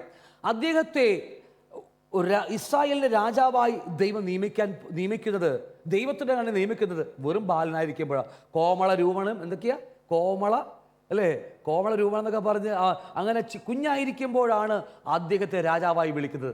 സത്യത്തിൽ അദ്ദേഹം രാജാവാകാനുള്ള യോഗ്യത ഉണ്ടോ? ഒരു യോഗ്യതയുമില്ല. പണ്ട് ഓർമ്മയുണ്ടോ, ഇവിടെ പഠിച്ചിട്ടുണ്ട്. ദർശനം എന്ന ക്ലാസ് പഠിച്ചപ്പോൾ യോസേഫിന് 17-ാമത്തെ വയസ്സിൽ ദർശനം കിട്ടുമ്പോൾ അല്ലേ 11 നക്ഷത്രങ്ങളും എന്താ അല്ലേ സൂര്യനും ചന്ദ്രനും നമസ്കരിക്കുമെന്ന് പറയുമ്പോൾ ആ യോസേഫ് ഒരു ബാലനായിരുന്നു. എന്നാൽ തുടർന്നുള്ള 17 വർഷം ജീവിതം അവനെ ഒരു രാജാവാക്കാനുള്ള മന്ത്രിയാക്കാനുള്ള ട്രെയിനിങ് ആയിരുന്നു. 30-ാമത്തെ വയസ്സിൽ അവൻ മിസ്രൈമിലെ മന്ത്രിയായി മാറി. ദൈവത്തിൻ്റെ വാക്കുകൾ തെറ്റില്ല, നമ്മളെക്കുറിച്ച് കർത്താവ് പറയുന്ന വാക്കുകൾ തെറ്റില്ല. പക്ഷേ തുടർന്നുള്ള ക്രിസ്തീയ ജീവിതത്തിൽ നമ്മൾ ആ ദർശനം മുറുകെ പിടിച്ചുകൊണ്ട് ഓടുന്നില്ലെങ്കിൽ നമ്മൾക്ക് എത്തിച്ചേരുവാൻ കഴിയില്ല എന്ന കാര്യം മറന്നു പോകരുത്. നമ്മൾ വീണ്ടും ആ ഒരു ഉപമയിലേക്ക് കടന്നു വരാൻ പോവുകയാണ്. ദാവീദിനെ എന്താ പറയുക, ഈശായിയുടെ കുടുംബത്തിലേക്ക് ഒരു ദാവീദ് ജനിപ്പിച്ച ദൈവം നമുക്കറിയാം. 1 ശമൂവേലിന്റെ പുസ്തകമൊക്കെ പഠിക്കുമ്പോൾ ചില വാക്കുകൾ മാത്രമേ പറഞ്ഞു പോകുന്നുള്ളൂ കേട്ടോ. ഞാൻ നിന്നെ ബെത്ലഹേമിനായ ഈശായിയുടെ അടുക്കൽ അയക്കും. ആരോടാ പറയുന്നത്? ശമൂവേൽ പ്രവാചകനോട് പറയുക. അവൻ്റെ മക്കളിൽ, ഈശായിയുടെ മക്കളിൽ, അവൻ്റെ മക്കളിൽ ഞാൻ ഒരു രാജാവിനെ കണ്ടിരിക്കുന്നു എന്ന് പറഞ്ഞു. ഒരുപക്ഷെ ഈ ശമൂവേൽ പ്രവാചകൻ ദാവീദിൻ്റെ വീട്ടിൽ അല്ലെങ്കിൽ ഈശായിയുടെ വീട്ടിൽ ചെല്ലുമ്പോൾ തണ്ടും തടിയുമുള്ള വലിയ ചേട്ടന്മാരൊക്കെ അവിടെ നിൽക്കുന്നുണ്ടാവും, വലിയ 6 പാക്കൊക്കെ. ഒരാളെ കൊണ്ടുവരുമ്പോൾ ശമൂവേൽ പ്രവാചകൻ വിചാരിക്കും ഇവനെ കൊള്ളാലോ, ഇവനായിരിക്കുമെന്ന് വിചാരിക്കും. പക്ഷേ ദൈവം പറയും ഇവനല്ല, മാറാൻ പറയും. ഓരോ ചേട്ടന്മാരെ മുമ്പിൽ കൂടി കടത്തിവിട്ടു. ഈ ശമൂവേൽ പ്രവാചകൻ വിചാരിച്ചു കാണും ഇവന്മാരായിരിക്കുമെന്ന്. തൈലക്കൊമ്പ് എടുക്കുമ്പോൾ നോ എന്ന് പറയും ദൈവം അല്ലേ. അങ്ങനെ വിട്ടു, ഒരുത്തനെ കാണാനില്ല. അപ്പോൾ കർത്താവ് പറയും, യഹോവ പറഞ്ഞു ഒന്നും കൂടി വെയിറ്റ് ചെയ്യാൻ, ഒരുവനും കൂടി ഉണ്ട്. അപ്പോൾ നിനക്ക് ഇനി മോനുണ്ടെന്ന് ചോദിച്ചപ്പോൾ, ശമൂവേൽ പ്രവാചകൻ ചോദിച്ചപ്പോൾ ഈശായി പറഞ്ഞു ഒരു മോനുണ്ട്, അവനെ കൊണ്ട് കൊള്ളത്തൊന്നുമില്ല, അവനെ ആടയും വെക്കാൻ വേണ്ടി അവൻ എവിടെയാണ് പോയിട്ടുണ്ട്, കുട്ടിയും കോലിയും കളിച്ച് നടക്കുന്ന പ്രായമാണ് എന്ന് പറഞ്ഞിട്ട് അവനെ വിളിക്കാൻ പറഞ്ഞു. അവൻ നടന്നു വരുമ്പോൾ വീട്ടിലേക്ക് കയറുമ്പോൾ യഹോവയുടെ ആത്മാവ് ശമൂവേൽ പ്രവാചകൻ പറഞ്ഞു ഇവനാണ് ഇസ്രായേൽ രാജാവ് എന്ന് പറഞ്ഞു അഭിഷേകം ചെയ്യാൻ പറഞ്ഞു. ശമൂവേൽ പ്രവാചകൻ അഭിഷേകം ചെയ്തു. ശമൂവേൽ പ്രവാചകൻ മടങ്ങിപ്പോയ ചരിത്രം നമുക്കറിയാം. പക്ഷേ വെറും ബാലനായിരിക്കുമ്പോൾ നമുക്ക് ചരിത്രം പഠിച്ചാൽ 3 അഭിഷേകങ്ങൾ ദാവീദിന് മേൽ ദൈവം അഴക്കുന്നുണ്ട്. 3 അഭിഷേകങ്ങൾ. ഒന്ന് ഇസ്രായേലിലെ രാജാവ്, ഒന്ന് ബാലനായിരിക്കുമ്പോൾ യഹോവയായ ദൈവം ദാവീദിനെ അഭിഷേകം ചെയ്യുന്നുണ്ട്. 2 ഇസ്രായേൽ യഹൂദയുടെ രാജാവായിട്ട് ദൈവം ദാവീദിനെ ഈ രാജാവായി അഭിഷേകം ചെയ്യുന്നുണ്ട്. 3 12 ഗോത്രങ്ങളുടെയും ഇസ്രായേൽ എന്ന് പറയുന്ന വലിയ സമൂഹത്തിൻ്റെ ഒരു ഗോത്രത്തിൻ്റെ രാജാവായിട്ട് ദാവീദിനെ ദൈവം 3ാമതും അഭിഷേകം ചെയ്യുന്നുണ്ട്. ഞാൻ ഇതൊക്കെ ആഴമായി ചിന്തിച്ചാൽ ഒരുപാട് കാര്യങ്ങൾ നമുക്ക് പഠിക്കാനുണ്ട്. നിങ്ങൾ വീട്ടിൽ പോയി പഠിക്കാനല്ല, ചിന്തിച്ച് നോക്കുക. അങ്ങനെ ദാവീദിനെ ദൈവം അഭിഷേകം ചെയ്തു. ശമൂവേൽ പ്രവാചകൻ അവൻ വെറും കുഞ്ഞു ബാലന, പക്ഷേ വീണ്ടും നേരം വെളുക്കുമ്പോൾ വീണ്ടും പുള്ളിക്കാരൻ കവണയൊക്കെ ആയിട്ട് എന്താ പറയുക ആടുമേക്കാൻ പോവുകയാണ്. അങ്ങനെ ഞാൻ പറഞ്ഞു തരുന്നവനെ നീ അഭിഷേകം ചെയ്യുക.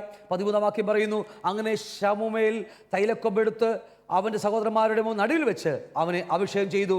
യഹോവയുടെ ആത്മാവ് അന്ന് മുതൽ ദാവീദിന്റെ മേൽ വന്നു. വളരെ വിലയേറിയ വാക്കാണ്. ഞാനിത് പറയാൻ പോയി എനിക്ക് ഇത് മാത്രം പറയേണ്ടി വരും, കാരണം ഈ വാക്ക് മറന്നു പോകരുത്.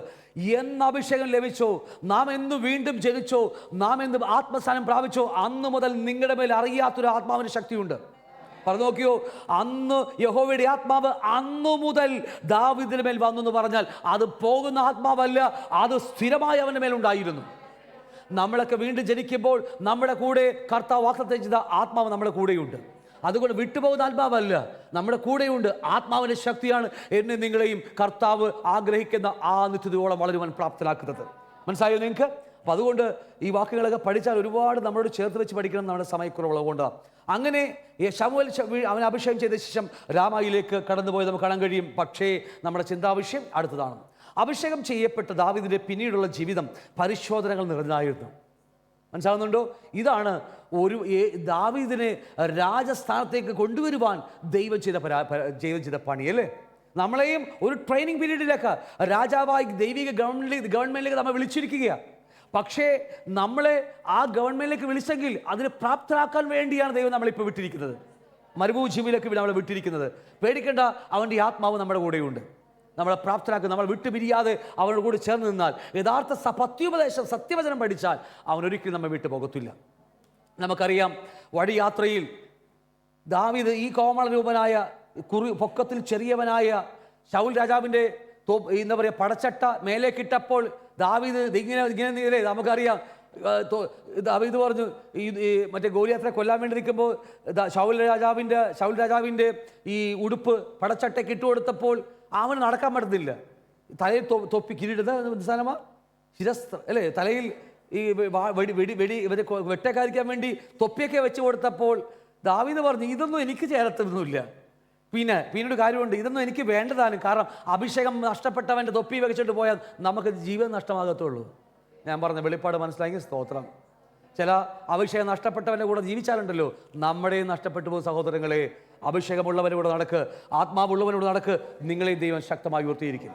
ശൗൽ രാജാവിൻ്റെ ചരിത്രം പഠിച്ചതൊക്കെയാണ് നമുക്ക് പഠിച്ചാൽ ദാവീദ് പറഞ്ഞു, എനിക്ക് ശൗൽ രാജാവ്, നിനക്ക് നിൻ്റെ ഈ പടച്ചട്ടൊന്നും വേണ്ട, ഒരുപക്ഷെ വെട്ടേക്കാതിരിക്കാൻ വേണ്ടി നീ ഉപയോഗിക്കുമായിരിക്കും, നിന്റെ തലയിൽ വെക്കുന്ന വെടിയേക്കാതിരിക്കാനുള്ള വലിയ തൊപ്പിയൊക്കെ തരുമായിരിക്കും, പക്ഷേ ഇതൊന്നും എനിക്ക് വേണ്ട. കാരണം അത് വെച്ചാലൊന്നും അഭിഷേകം നഷ്ടപ്പെട്ടവർ തൊപ്പിയൊക്കെ നമ്മുടെ തലവത്തിൽ എന്ത് കാര്യമിരിക്കുന്നു. കാരണം അവിടെ ദാവീദിനറിയാം, എൻ്റെ കൂടെ ഒരുവനുണ്ട്. അന്ന് മുതൽ ദാവീദിന്റെ കൂടെ യഹോവയുണ്ടായിരുന്നു പറഞ്ഞ വാക്ക് മതി.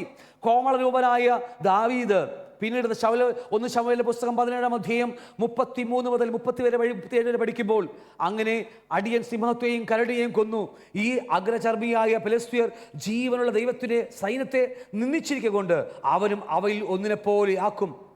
ദാവീദ് പിന്നെയും സിംഹത്തിന്റെ കയ്യിൽ നിന്നും കരടിയുടെ കയ്യിൽ നിന്നും എന്നെ രക്ഷിച്ച യഹോവ ഈ ഫിലിസ്ത്യരുടെ കയ്യിൽ നിന്നും എന്നെ രക്ഷിക്കുമെന്ന് പറഞ്ഞ് ശൗൽ ദാവീദിനോട് ചെല്ലുക, യഹോവ ഇതിൻ്റെ കൂടെ ഇരിക്കുമെന്ന് പറഞ്ഞു അല്ലേ. നമുക്കറിയാം, ഒരിക്കൽ ശൗൽ രാജാവിനെ തോൽപ്പിക്കാൻ വേണ്ടി കൊല്ലാൻ വേണ്ടി ഫിലിസ്ത്യരുടെ കൂട്ടം ജനം കടന്നു വന്നു. അതിൻ്റെ ഏറ്റവും മുമ്പന്തിരിയുന്ന ഗോലിയത്ത് എന്ന് പറയുന്ന വ്യക്തിയെ അഴച്ചു.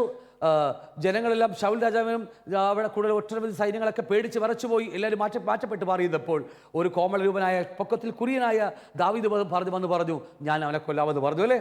അന്ന് ശൗൽ രാജാവ് ചോദിച്ചു, നിനക്ക് എന്നെ കൊല്ലാൻ പറ്റുമെന്ന് ചോദിച്ചപ്പോൾ അവൻ തന്നെ ചരിത്രം പറയുകയാണ്. ശൗമേൽ പ്രവാചകൻ എന്നെ രാജാവായി അഭിഷേകം ചെയ്തു കഴിഞ്ഞപ്പോൾ എൻ്റെ മേൽ എന്തോ ഒരു ശക്തി വന്ന കാര്യം ദാവീദ് മനസ്സിലായി. അവൻ എന്താ പറയുക, വയലിൽ ആടുകൾ മേയിച്ചുകൊണ്ടിരുന്നപ്പോൾ ഈ സിംഹത്തെ ദൈവം അഴച്ചു, കരടിയെയും ദൈവം അഴച്ചു. നിങ്ങൾ ഓർക്കണം, നോക്കിയ അഭിഷേകമുള്ളവൻ്റെ ജീവിതത്തിലേക്ക് ദൈവമാണ് ഇതൊക്കെ അടക്കുന്നത്. സിംഹത്തെ അടക്കും.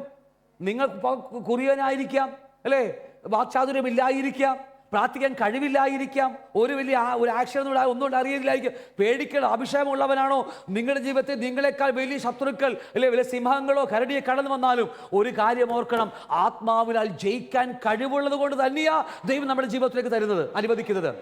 ഇതൊക്കെ വരാനിരിക്കുന്ന രാജവാഴ്ചയ്ക്ക് വേണ്ടി നമ്മെ ദൈവം ഒരുക്കിക്കൊണ്ടിരിക്കുക.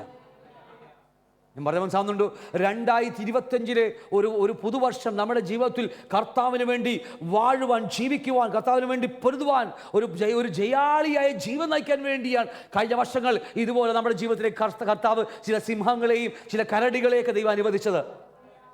ആണോ ഇല്ലയോ? അതുകൊണ്ട് പേടിക്കേണ്ട ആവശ്യമില്ല. അവിടെയൊക്കെ കീറിക്കളയാൻ ഒരു പട്ടി വന്ന് നമ്മളൊക്കെ വലിച്ചുവിട്ട് ഓടിക്കളയും. വേണ്ട, വീടിനകത്തൊരു പാറ്റ ഓടിയാൽ മതി, നമ്മൾ ഓടിക്കളയും. പിന്നെയാണ് ഈ കോമള രൂപനായ അവന് ഡബിൾ ഇരട്ടി വലിപ്പമുള്ള സിംഹമൊക്കെ വരുമ്പോൾ ഇവൻ എവിടെ നിന്ന് കിട്ടിയ ധൈര്യം? അഭിഷേകമാണ് അല്ലേ. നമ്മുടെ ജീവിതത്തിൽ വന്ന അഭിഷേകമാണ്. നമ്മൾ പ്രാപിച്ച അതേ അഭിഷേകം തന്നെയാണ് അവനും പ്രാപിച്ചിരിക്കുന്ന. അതിനേക്കാൾ എത്രയോ ഉയരങ്ങളിലാണെന്നറിയാമോ ഇന്ന് നമ്മളായിരിക്കുന്നത്. ദാവീദിനേക്കാൾ എത്രയോ ഉയരങ്ങളിലാണ് ദൈവം നമ്മെ വിളിച്ചിരിക്കുന്നത്. ദാവീദൊക്കെ ദാസന്മാർ എന്ന് പറയുമ്പോൾ ദൈവം നമ്മെ വിളിച്ചിരിക്കുന്നത് പുത്രിമാരായിട്ടാണ്. അവ എത്രമാത്രം വലിപ്പമുണ്ടെന്ന് നിങ്ങൾ അറിയണം. വരുന്ന ആളുകളൊക്കെ കർത്താവ് അനുവദിച്ചാൽ നമുക്ക് ആഴമായ ക്ലാസ്സുകളിലേക്ക് കടക്കാം. ഈ 2 വർഷവും ഇൻട്രൊഡക്ഷൻ മാത്രമേ ഞാൻ നിങ്ങളോട് സംസാരിച്ചിട്ടുള്ളൂ. ഇത് വീഴുന്നവർക്ക് മാത്രമേ ഞാൻ ഇനി പറയാൻ പോകുന്ന കാര്യങ്ങൾ മനസ്സിലാകത്തുള്ളൂ. ഇല്ലെങ്കിൽ ഭിന്നതകളും ഇടർച്ചകളും വീണ്ടും വരികത്തേ ഉള്ളൂ നമുക്ക്. അപ്പം അതുകൊണ്ട് ദാവീദ് ശൗൽ രാജാവിനോട് പറയുക, എൻ്റെ ജീവിതത്തിലേക്ക് ഇങ്ങനെ സംഭവങ്ങളുണ്ടായി, ഞാൻ ദൈവത്തിൻ്റെ ആത്മാവിനാൽ കീറിക്കളഞ്ഞു എന്ന് പറയുന്നുണ്ട്. ഇതൊക്കെ നമ്മുടെ ജീവിതത്തിലേക്ക് സംഭവിക്കും. അതൊക്കെ നമ്മൾ ചേർത്ത് വെച്ച് പഠിക്കുക. അങ്ങനെ ദാവീദ് ശൗൽ രാജാവ് കൊടുത്ത AK-47 കുന്തോ വടിവാളൊക്കെ വലിച്ചെറിഞ്ഞ് കളഞ്ഞിട്ട് തോട്ടിൽ നിന്ന് കുറച്ച് കല്ലൊക്കെ എടുത്ത് പിറക്കിയിട്ടില്ലേ, അവൻ തൻ്റെ വടിയെടുത്ത് തോട്ടിൽ നിന്ന് മിനുസമുള്ള 5 കല്ലും തിരഞ്ഞെടുത്തു. ഇടഞ്ഞ സഞ്ചിയല്ല അല്ലേ, ഇടയ സഞ്ചിയായ പൊക്കടത്തിലിട്ടു. കയ്യിൽ കവണിയുമായി ഫിലിസ്തീന എന്ന് പറയുന്ന ഏതാണ്ട് 9 അടി പൊക്കം, 10 അടിയുടെ അടുത്ത് പൊക്കമുള്ള 9.75 പൊക്കമുള്ള അജാനുബാഹുവായ ആ ആളുടെ അടുക്കിലേക്ക് ഈ പൊക്കത്തിൽ കുറിയവനായ ദാവീദ് ഈ എന്താ പറയുക, കുട്ടികൾ കാക്കേനടിച്ചിടാൻ വേണ്ടി ഞങ്ങൾ ചെറുപ്പത്തിലെ പ്രാവിനടിച്ചിടാൻ വേണ്ടിയൊക്കെ കൂട്ടിടക്കുമായിരുന്നു അല്ലേ.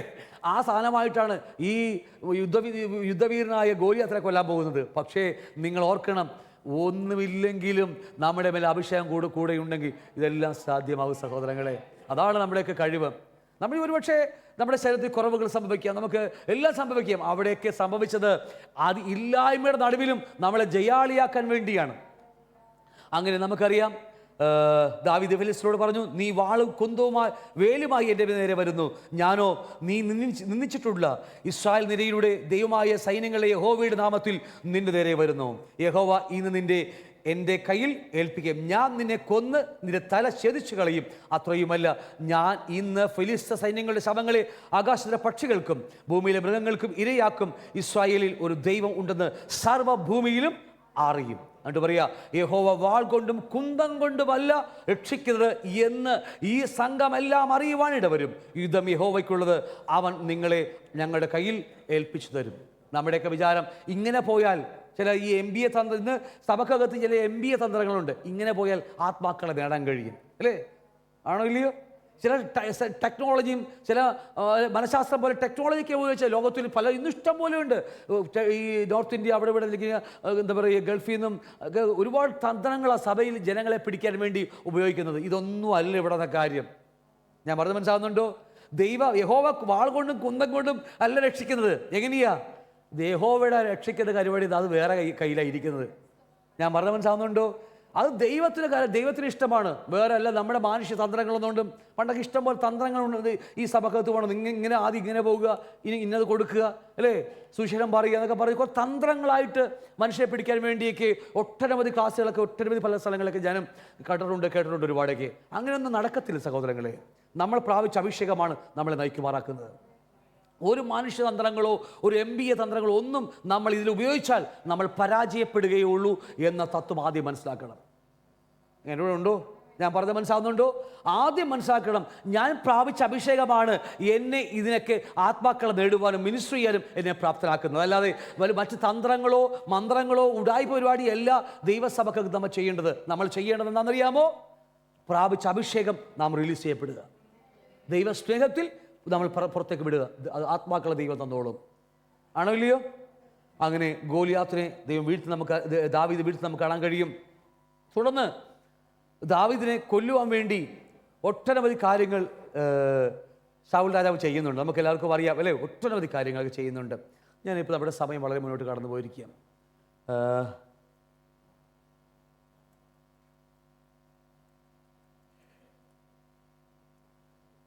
ഇത്രയ്ക്ക് പറഞ്ഞ് മനസ്സിലാവുന്നുണ്ടോ? ക്ലിയർ ആണോ? ഗ്രഹിച്ചോ ഞാൻ ഇത്ര പറയുന്നതൊക്കെ? നമ്മുടെ ഇനി തൊട്ടാൽ ഇത്തിരി സമയം ഏറെ നമുക്ക് വേണ്ടി വരും. അതുകൊണ്ട് ഞാൻ തൽക്കാലം അവിടെ നിർത്തിവെച്ചിരിക്കുക. അപ്പോൾ ഞാൻ പറഞ്ഞത് ഇതുവരെ പറഞ്ഞ് അവസാനിപ്പിച്ചേക്കാം. നമ്മൾ കണ്ടതുപോലെ അഭിഷേകം ചെയ്യപ്പെട്ട ശേഷം ദാവീദിന്റെ ജീവിതത്തിൽ വന്ന വലിയ പരിശോധനകൾ ആണല്ലേ.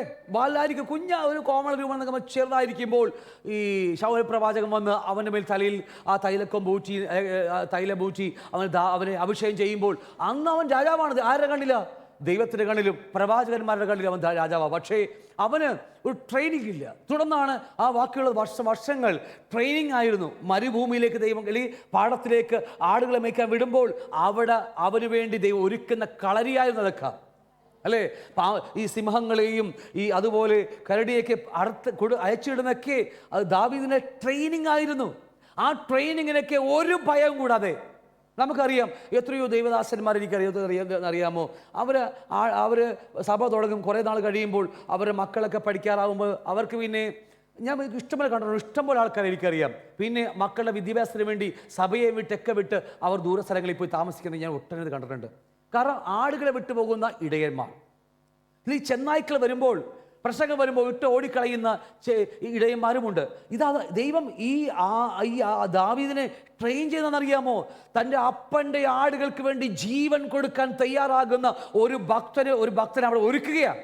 അങ്ങനെയുള്ളവർ മാത്രമേ ഒരു ജനത്തെ സേവ് ചെയ്യാൻ പറ്റത്തുള്ളൂ, സംരക്ഷിക്കാൻ കഴിയത്തുള്ളൂ. നിങ്ങൾ എൻ്റെ കൂടെ ഉണ്ടോ എല്ലാവരും?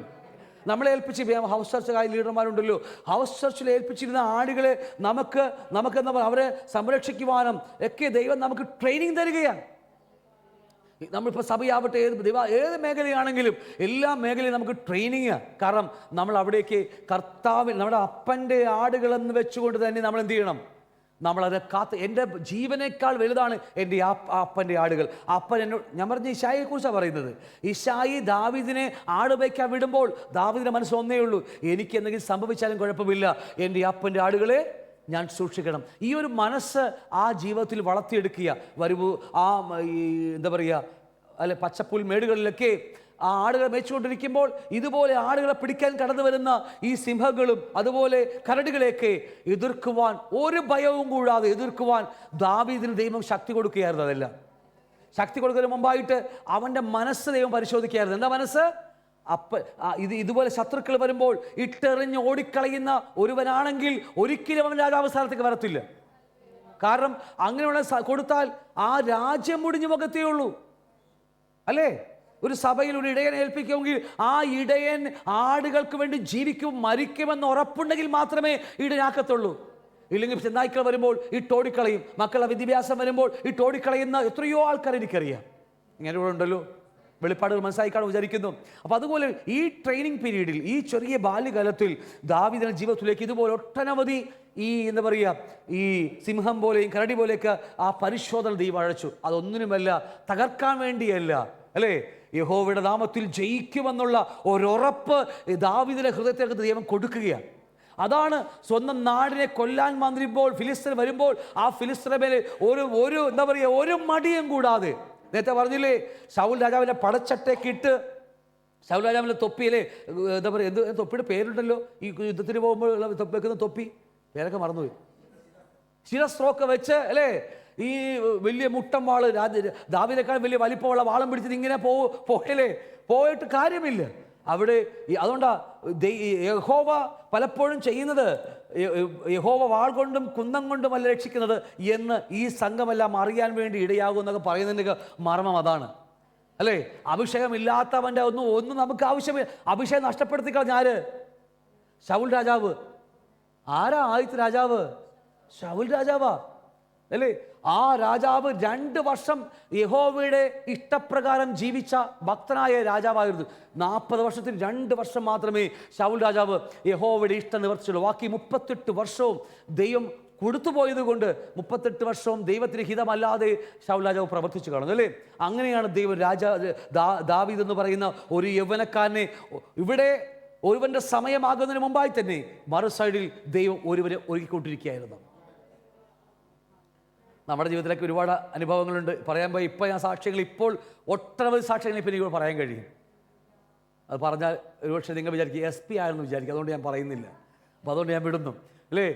ഒരു സൈഡിൽ ദൈവം മാറ്റുമെന്ന്, ആ ദൈവത്തിന് ഹിതമില്ലാത്ത കാര്യങ്ങൾ സംസാരിക്കുമ്പോൾ, പ്രസംഗിക്കുമ്പോൾ, പഠിപ്പിക്കുമ്പോൾ, അല്ലേ, ദൈവം മനസ്സിലാക്കി ഇനി മാറ്റപ്പെട്ടേ മതിയാവും. മറു സൈഡിൽ മറ്റൊരു വ്യക്തികളെ ദൈവം പൊക്കിയെടുക്കുക. ദാവീദിനെ പോലുള്ള വ്യക്തികളെ, ദൈവത്തിൻ്റെ ആടുകളെ പരിപാലിക്കാൻ കഴിവുള്ള ഭക്തന്മാരായ നല്ല എന്താ പറയുക, ദൈവത്തിന് ചെന്നായ്ക്കൾ വന്നാലും ആ ആടുകൾ, ദൈവത്തിൻ്റെ ആടുകൾക്ക് വേണ്ടി ജീവൻ കൊടുക്കാൻ തയ്യാറാകുന്ന ഒരൊറ്റ ആടുകളെയൊക്കെ ദൈവം ഒഴുകിക്കൊണ്ടിരിക്കുക മറു സൈഡിൽ.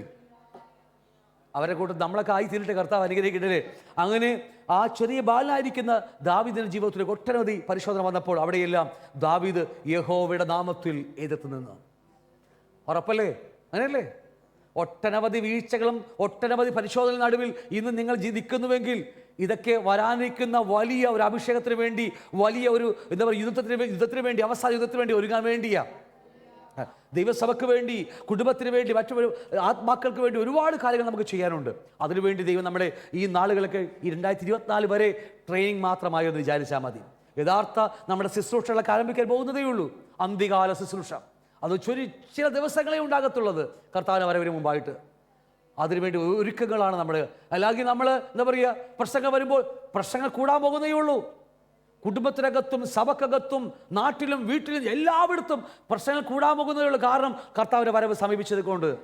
അതുകൊണ്ട് അതിന് നടുവിൽ കർത്താവിന് വേണ്ടി ഇതേപോലെയുള്ള ദാവീദിനെ പോലെയുള്ള വ്യക്തികളെ ദൈവം വാർത്തെടുത്തുകൊണ്ടിരിക്കുകയാണ്.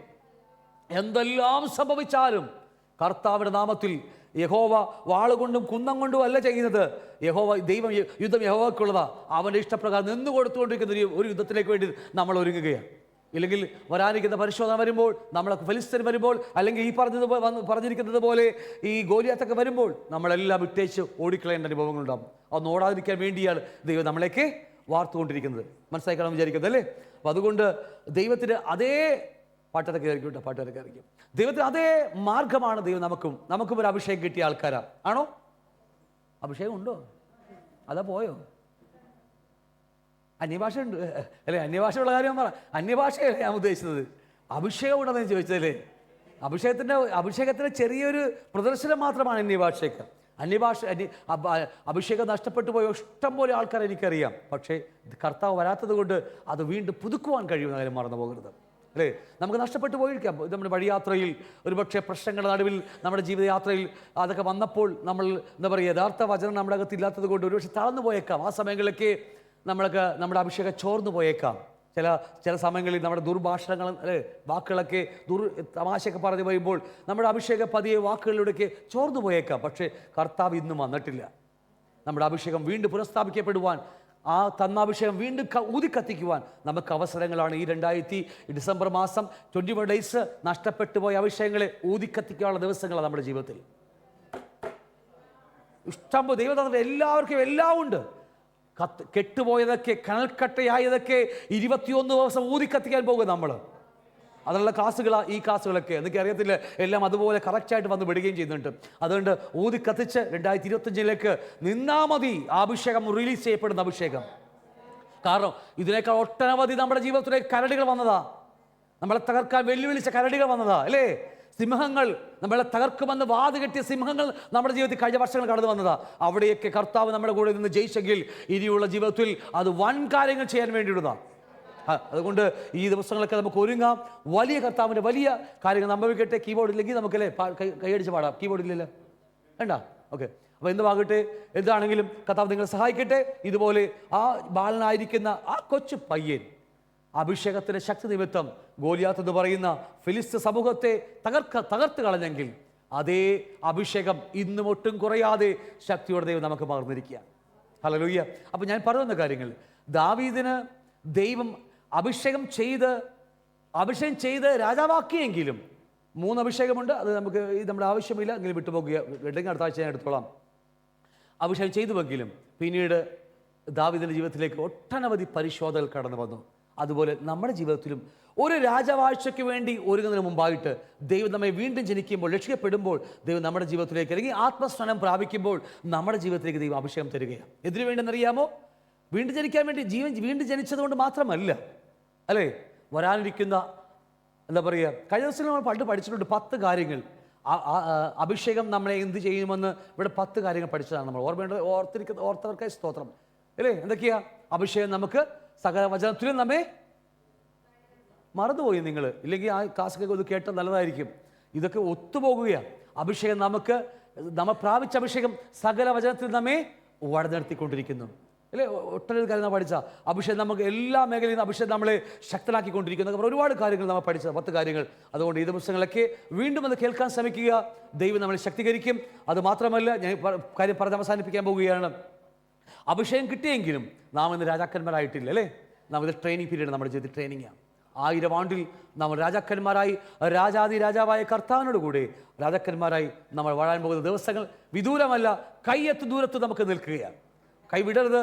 നമ്മുടെ രക്ഷ, നമ്മുടെ വാഗ്ദത്തങ്ങൾ, അവകാശങ്ങൾ ഈ അവസാന നിമിഷം കൊണ്ടുവന്ന് ചട്ടിയെന്ന് വെള്ളം കോരിട്ട് അവസാനം കൊണ്ടുവന്ന് ഉടച്ചു കളയുന്ന മക്കളായിത്തീരുന്നത് അല്പം കൂടി ദൂരം മാത്രമേ ഓടാനുള്ളൂ. നമ്മുടെ കണ്ണെടുത്ത ദൂരത്ത് നമ്മുടെ കർത്താവിൻ്റെ വരവ് സമയമായിരിക്കുന്നു. നമുക്കൊരുങ്ങാം. ലോകത്തിലെ ജഡയിച്ചകളോ ലോകമോഹങ്ങളോ ഒന്നും നമ്മളെ വശീകരിച്ച് വീഴ്ത്താതിരിക്കാൻ വേണ്ടി നമുക്ക് വളരെ ശ്രദ്ധയോടെ നമ്മൾ ഓടിയാൽ ആ കിരീടം നമ്മൾ പ്രാപിച്ചിരിക്കും. അതുകൊണ്ട് ഈ ദിവസങ്ങളൊക്കെ നമ്മൾ ഒരുക്കുകയാണ് ആ രാജവാഴ്ചയ്ക്ക് വേണ്ടി. നമുക്ക് ദിവസം